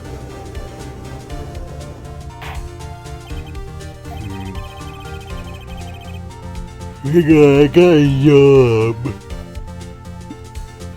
I had to do a yum.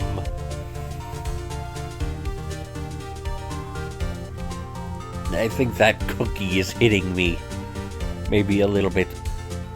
Oh, hello.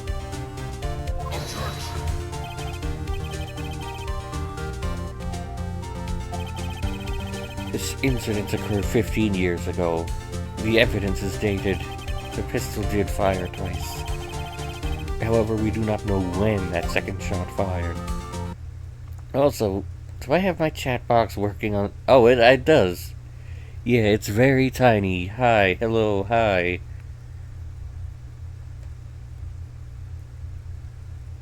It's very tiny on my hat. Whoops.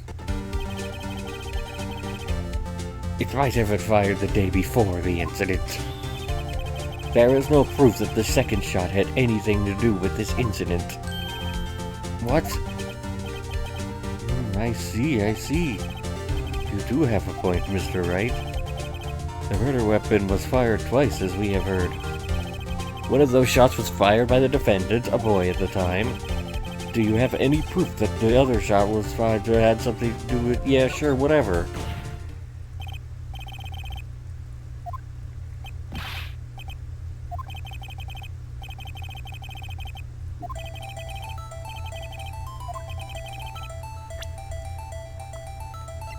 And I guess this is where I present the incident photo.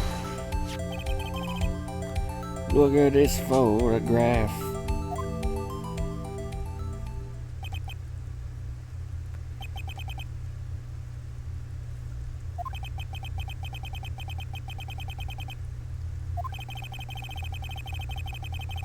This...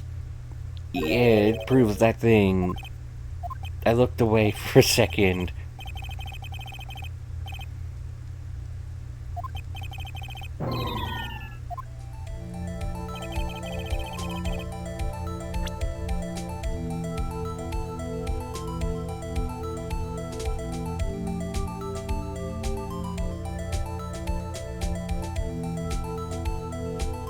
Can you play Phoenix Wright Ace Attorney on PS4?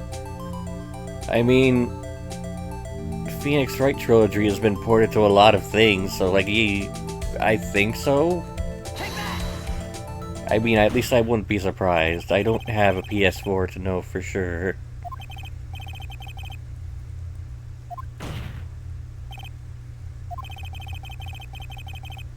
It's also on Steam.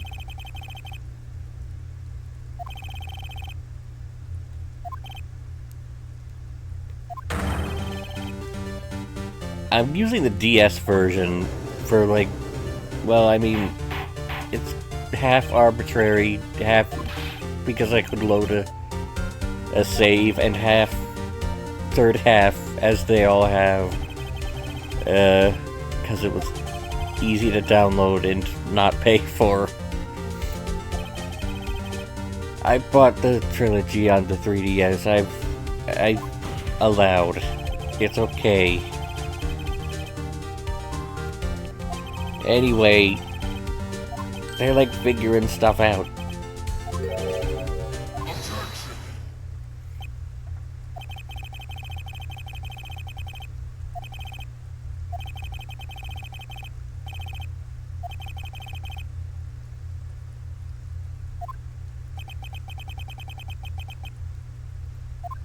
Yeah.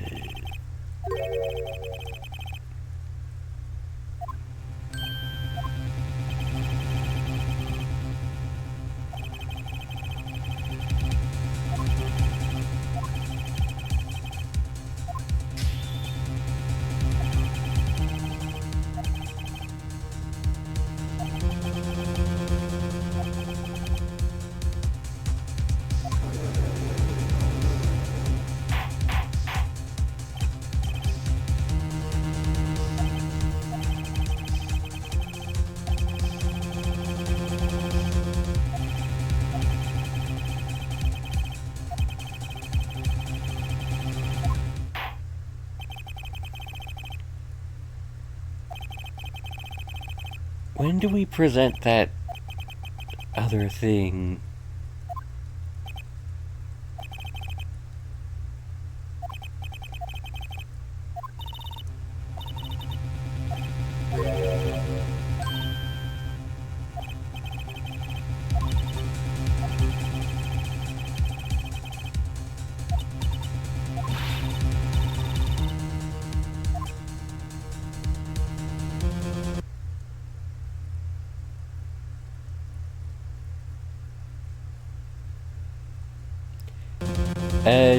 Yeah, more or less, it's a Persona type thing.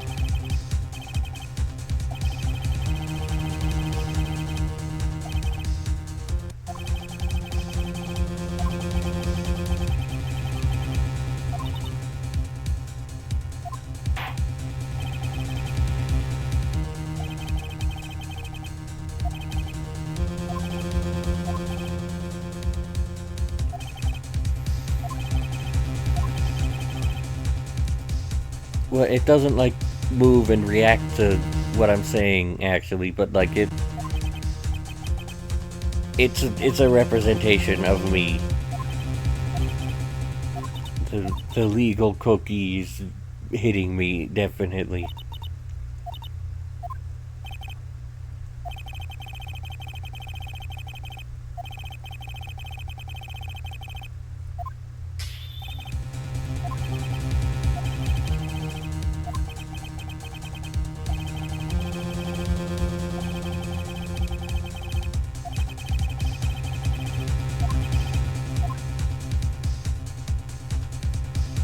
I mean, coming up with something is always an option, I think.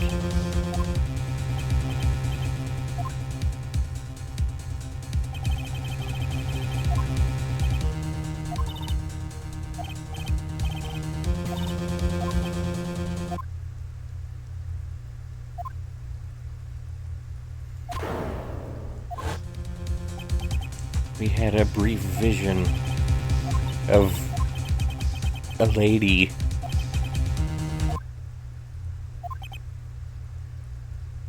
Man, they really, like, stand out prominently on her figure, huh?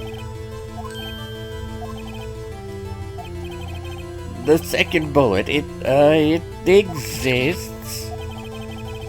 But we just heard proof that it did not exist. I realize that, Your Honor. It's just someone took it from the scene of the crime. That's what happened. But who? The murderer? The murderer? Then tell us, just who is this murderer?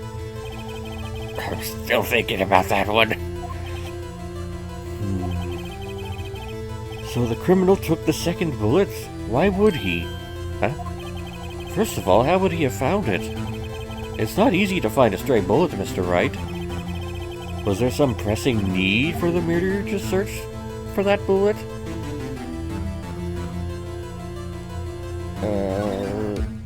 Why would the murderer have spent the time to look for that stray bullet?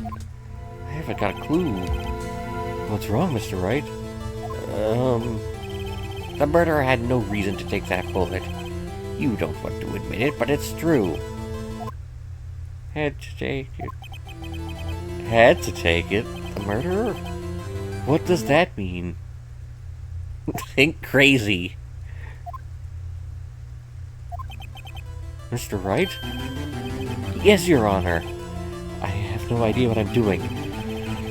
Well, the murderer had no intention of taking the bullet from the scene, but the murderer had to take the bullet. Had to, Mr. Wright? What do you mean? Well, for instance... For instance, what? Maybe the bullet, hit the murderer? The bullet hit the murderer? Just saying, for instance. I mean, if it hit you, you would have to take it with you, wouldn't you? It's not like you could perform surgery right there. You know? Wait a second. I was just talking off the top of my head, but what if that's really what happened? Let me get this straight. So at the time of the murderer himself was shot, and he left with the second bullet still inside, thus leaving only one bullet at the scene of the crime? Yes, I guess that's how it would work, yes. But there's a problem with that. The other two people rescued from the elevator, Miles Edgeworth and Yanni Yogi, were both unharmed. So that would mean the murderer came from outside, yeah.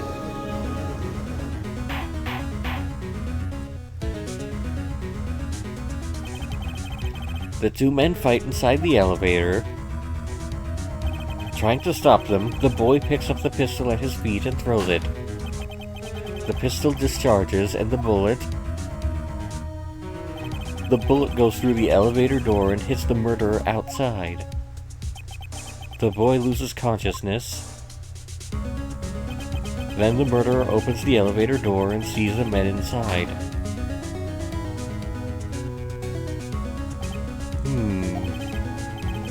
Mr. Wright, you are truly the most unpredictable defense attorney I've ever known. I can tell you're grasping, yet I cannot deny the possibility of what you say. What are you saying? Deny it! Deny it! No one involved with the incident was wounded. There was no murderer. No one was wounded at the time of the incident. He's right, I can't think of anyone. Hey, Nick. Huh? I just thought of something really crazy. Remember what Mr. Grossberg said yesterday? Gregory, shit, how do I voice this? I guess I was probably kind of close with that right off the tongue, going like, Gregory Edgeworth took the blow to his perfect trial record. Wow. Must have been quite the shock for Ron Carba. He took a vacation for several months after that, you see? Yes, an unusual event for the man. That was the first and the last vacation he's taken in his many years of prosecuting. My mouth is slightly dry. I could get water, but I don't want to, I can't, like, bring it up here because I don't think we have bottled water. I mean, I guess in theory, no, I shouldn't. I shouldn't try and, like, scrounge around for a trash bottle and clean it out. That's... I had to talk myself out of that because I am, you know... I'm high.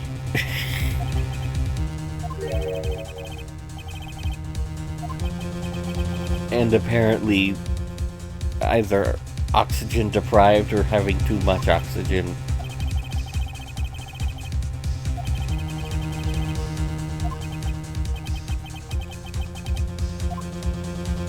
It's really too soon for me to start talking about... It's too soon in my streaming career to bring up inflation. Then again, I guess a good rent-lowering gunshot is worth doing. VVV.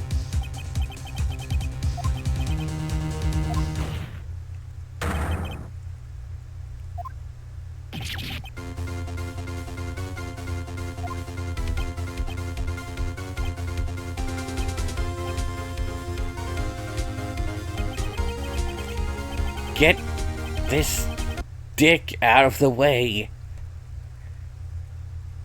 Scoot. Get. Don't go back into... Oof.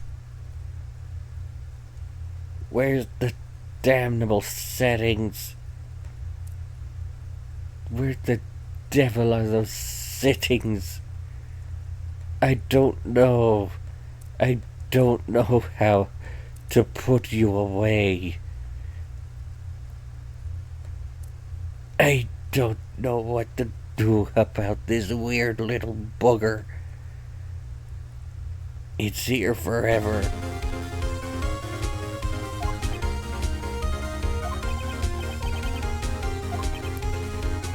I see no need. Why honor this ridiculous outburst with my objection? Because you took a vacation for several months starting the day after the incident, yet you pride yourself on a perfect record. Why would you take such a long vacation without any reason? So you're claiming that I took a vacation to heal my injury from the incident? Fascinating. Prove it. I would have needed surgery, no? Where did I go under the knife, Mr. Wright? Bring the doctor that operated on me. Have him testify. Let's find out who his doctor is. It's no use. I know Von Karma perhaps too well. He's perfect. He wouldn't leave clues. He probably didn't undergo surgery. That would leave a doctor as a witness. Nobody's that perfect.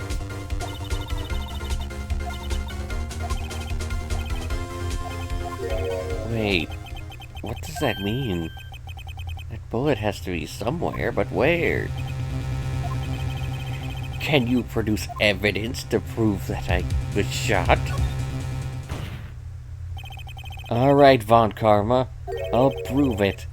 I'll even use evidence. I know how you like it, so... What? The evidence that proves Von Karma was shot is... Does this count as evidence? Also, it's just not... What is this type thing? I don't think that's, like, ever used as, like, a mechanic, knowing what type of evidence a thingy is. Do they still do that? Have they done that in any game past this?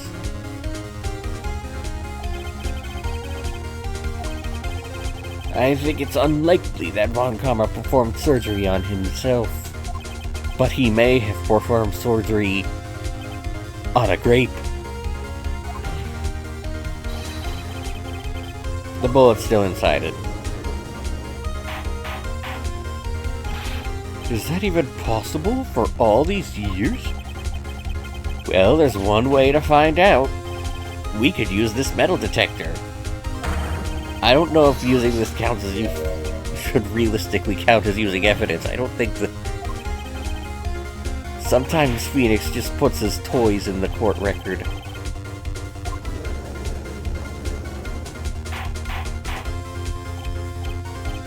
I guess when you're a lawyer, you see everything in the world as evidence. It's a beautiful time.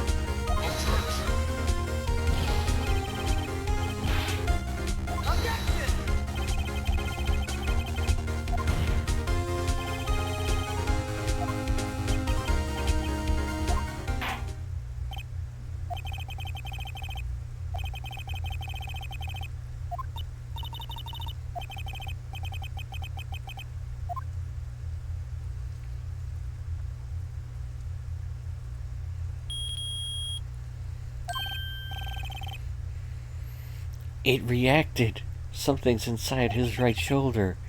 The bullet! Mr. Von Karma? You. It was you. I was afraid this would happen, and so I remained silent.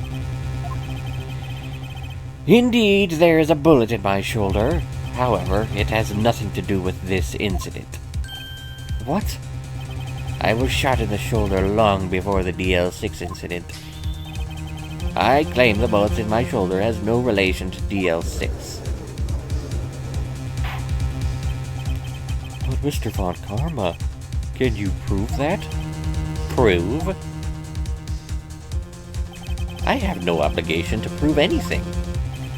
It is you who must prove something here, Mr. Wright, not I. Mr. Wright? Well, can you prove it? Can you prove that the bullet in Von Karma's shoulder was from DL6? Of course he can't. You don't have any of the DL6 evidence. That's because you took it out of the records room yesterday. With no proof, you cannot convict me of any crime. So sorry, Mr. Wright. No, I'm the one who's sorry, Mr. Von Karma. What? You were close.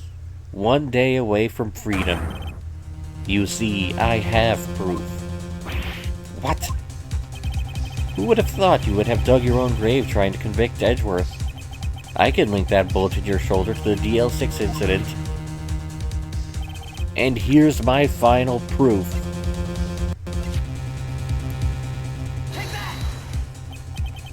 That's... a bullet? Where did you get that? This is the bullet used in the DL6 incident. This was taken from the heart of the victim, Mr. Gregory Edgeworth. The bullet is preserved quite nicely, with all the ballistic markings intact. Ballistic markings? You may recall the term. It came up in the first trial 2 days ago. Ballistic markings are the fingerprints of a weapon. All bullets fired from a gun are marked independently. By examining the markings, you can tell which weapon fired the bullet. It's quite accurate. We have 2 bullets in our possession. One, the bullet removed from Gregory Edgeworth's heart. The other, Mr. Von Karma, is the bullet buried in your shoulder. We could analyze both bullets. Then, if the markings matched, we would know that both bullets had been fired from the same gun. The very same pistol. In other words, the murder weapon that killed Gregory Edgeworth. Mr. Von Karma, you will let us remove the bullet from your shoulder. Then we'll compare the ballistic markings to those on this bullet and solve this case once and for all. Well, Mr. Von Karma?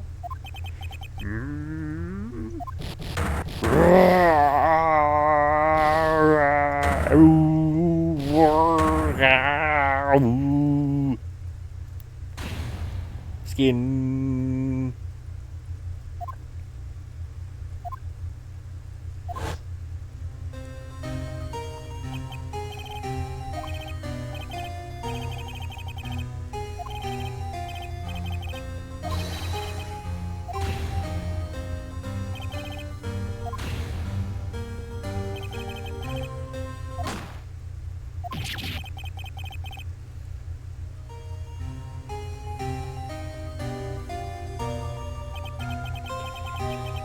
It's that scream I heard in the elevator 15 years ago.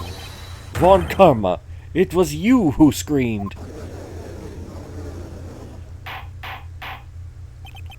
Mr. Von Karma? Edgeworth! Edgeworth! Only you would dare defy me! So, it was you. You and your father are my curse. Your father shamed me with a penalty on my record. And you left a scar on my shoulder that would never fade.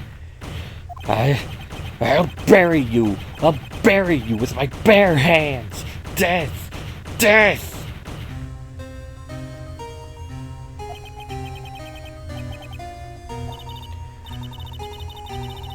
Ooh.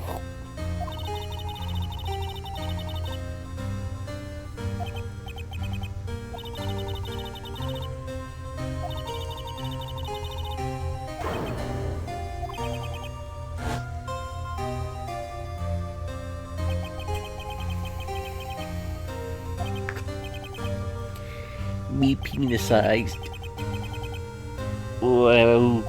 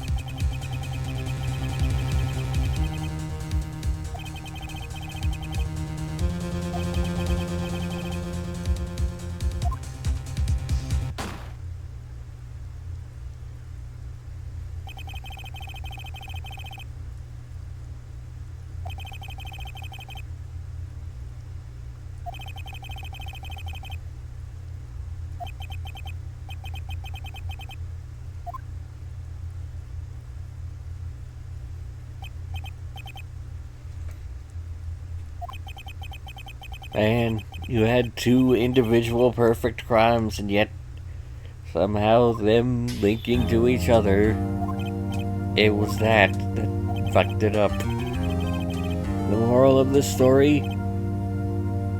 Only do one crime. If you do a second one, it'll catch up to you.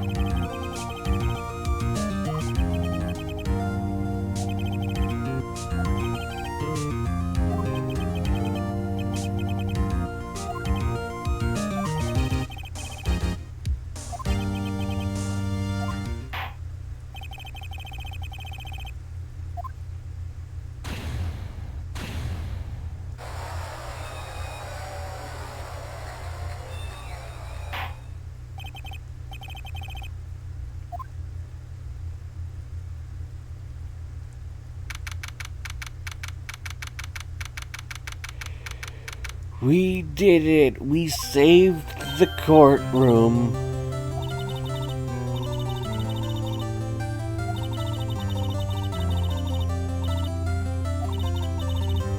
I mean, yeah, I guess it is good to crush a guy who did some murder.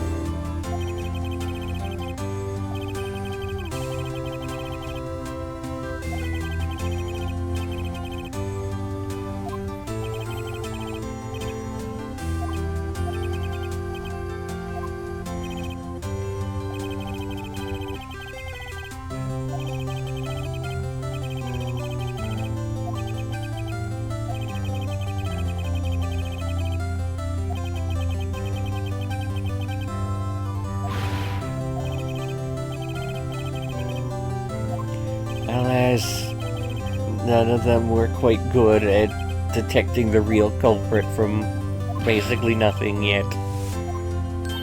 They were grade schoolers, so you can forgive them for being unskilled.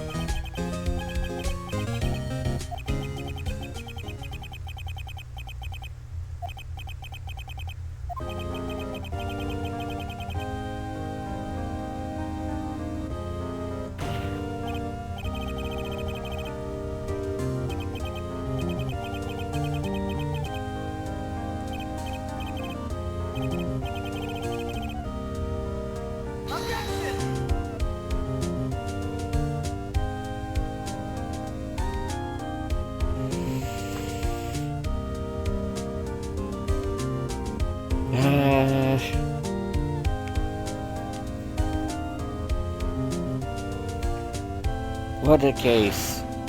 You know, I've done some thinking about, like, the sort of relation between this idea and Till Death Do Us Blart.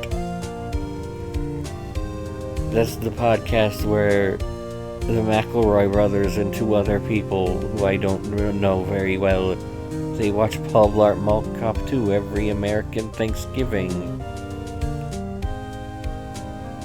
I guess the biggest difference with this is, I think that Phoenix Wright Ace Attorney is a good piece of media that I enjoy. And, not exactly the same for Paul Blart Mall Cop 2.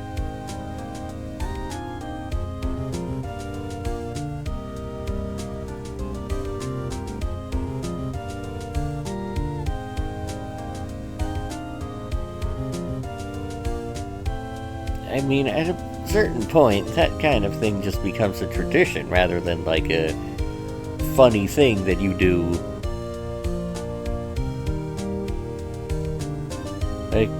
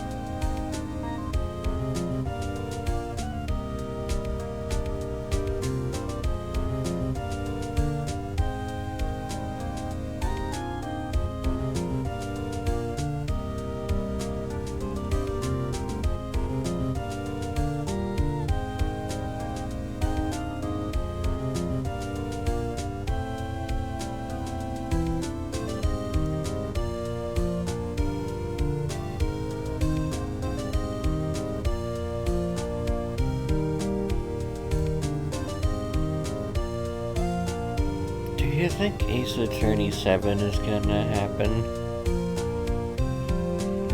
I mean, I feel like getting all those collections released is like a good sign. And even some releases of games that never got official English releases.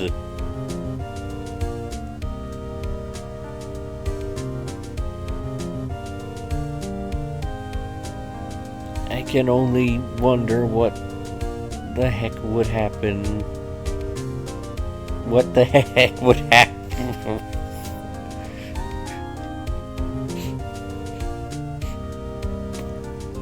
Sorry, I said something dim-witted and made myself laugh.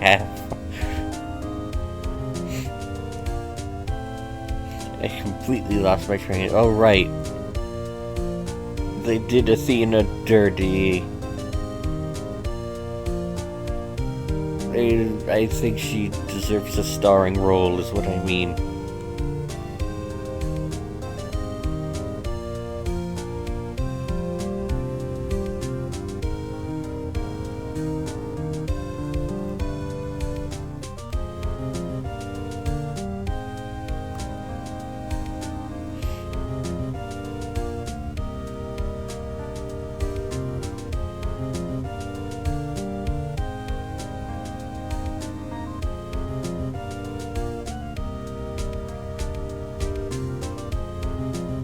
I wonder how I would describe how the experience of Turnabout Goodbyes is different when the edible hits you at the end.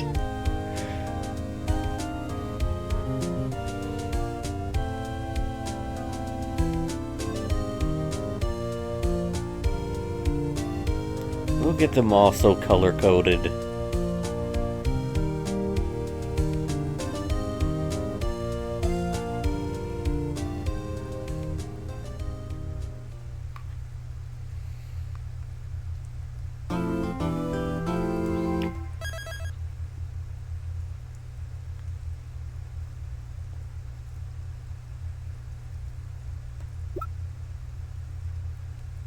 But you can't get to see the full art because it's only the top screen, and there's a bunch of UI stuff on the bottom screen anyway.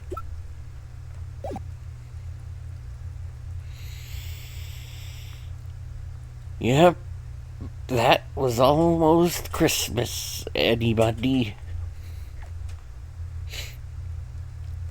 That was almost Cribses. Hey, what if I reload?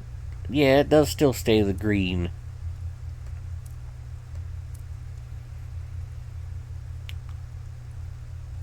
Whip.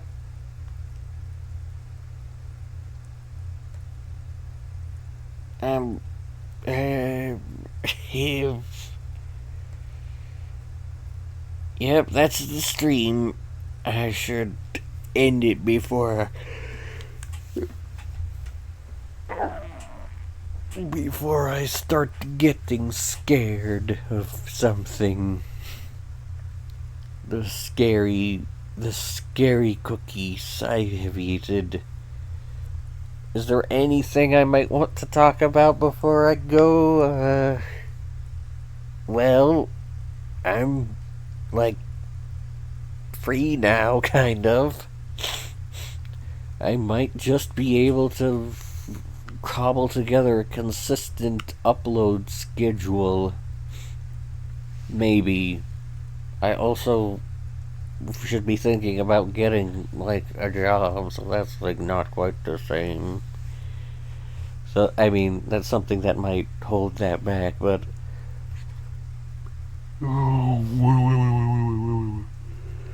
I could definitely try and combine productivity and streaming with game dev streams, and that could be fun.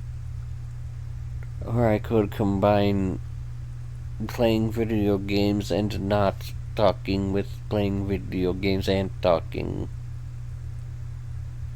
So for video games and talking, I don't know. Many things can happen. I've just realized that the camera's been... Why did I leave it like this? Okay. I'm...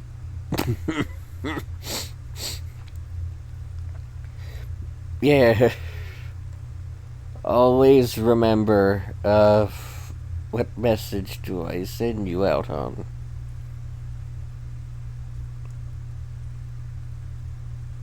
Always remember, if you have one perfect crime, don't do a second one.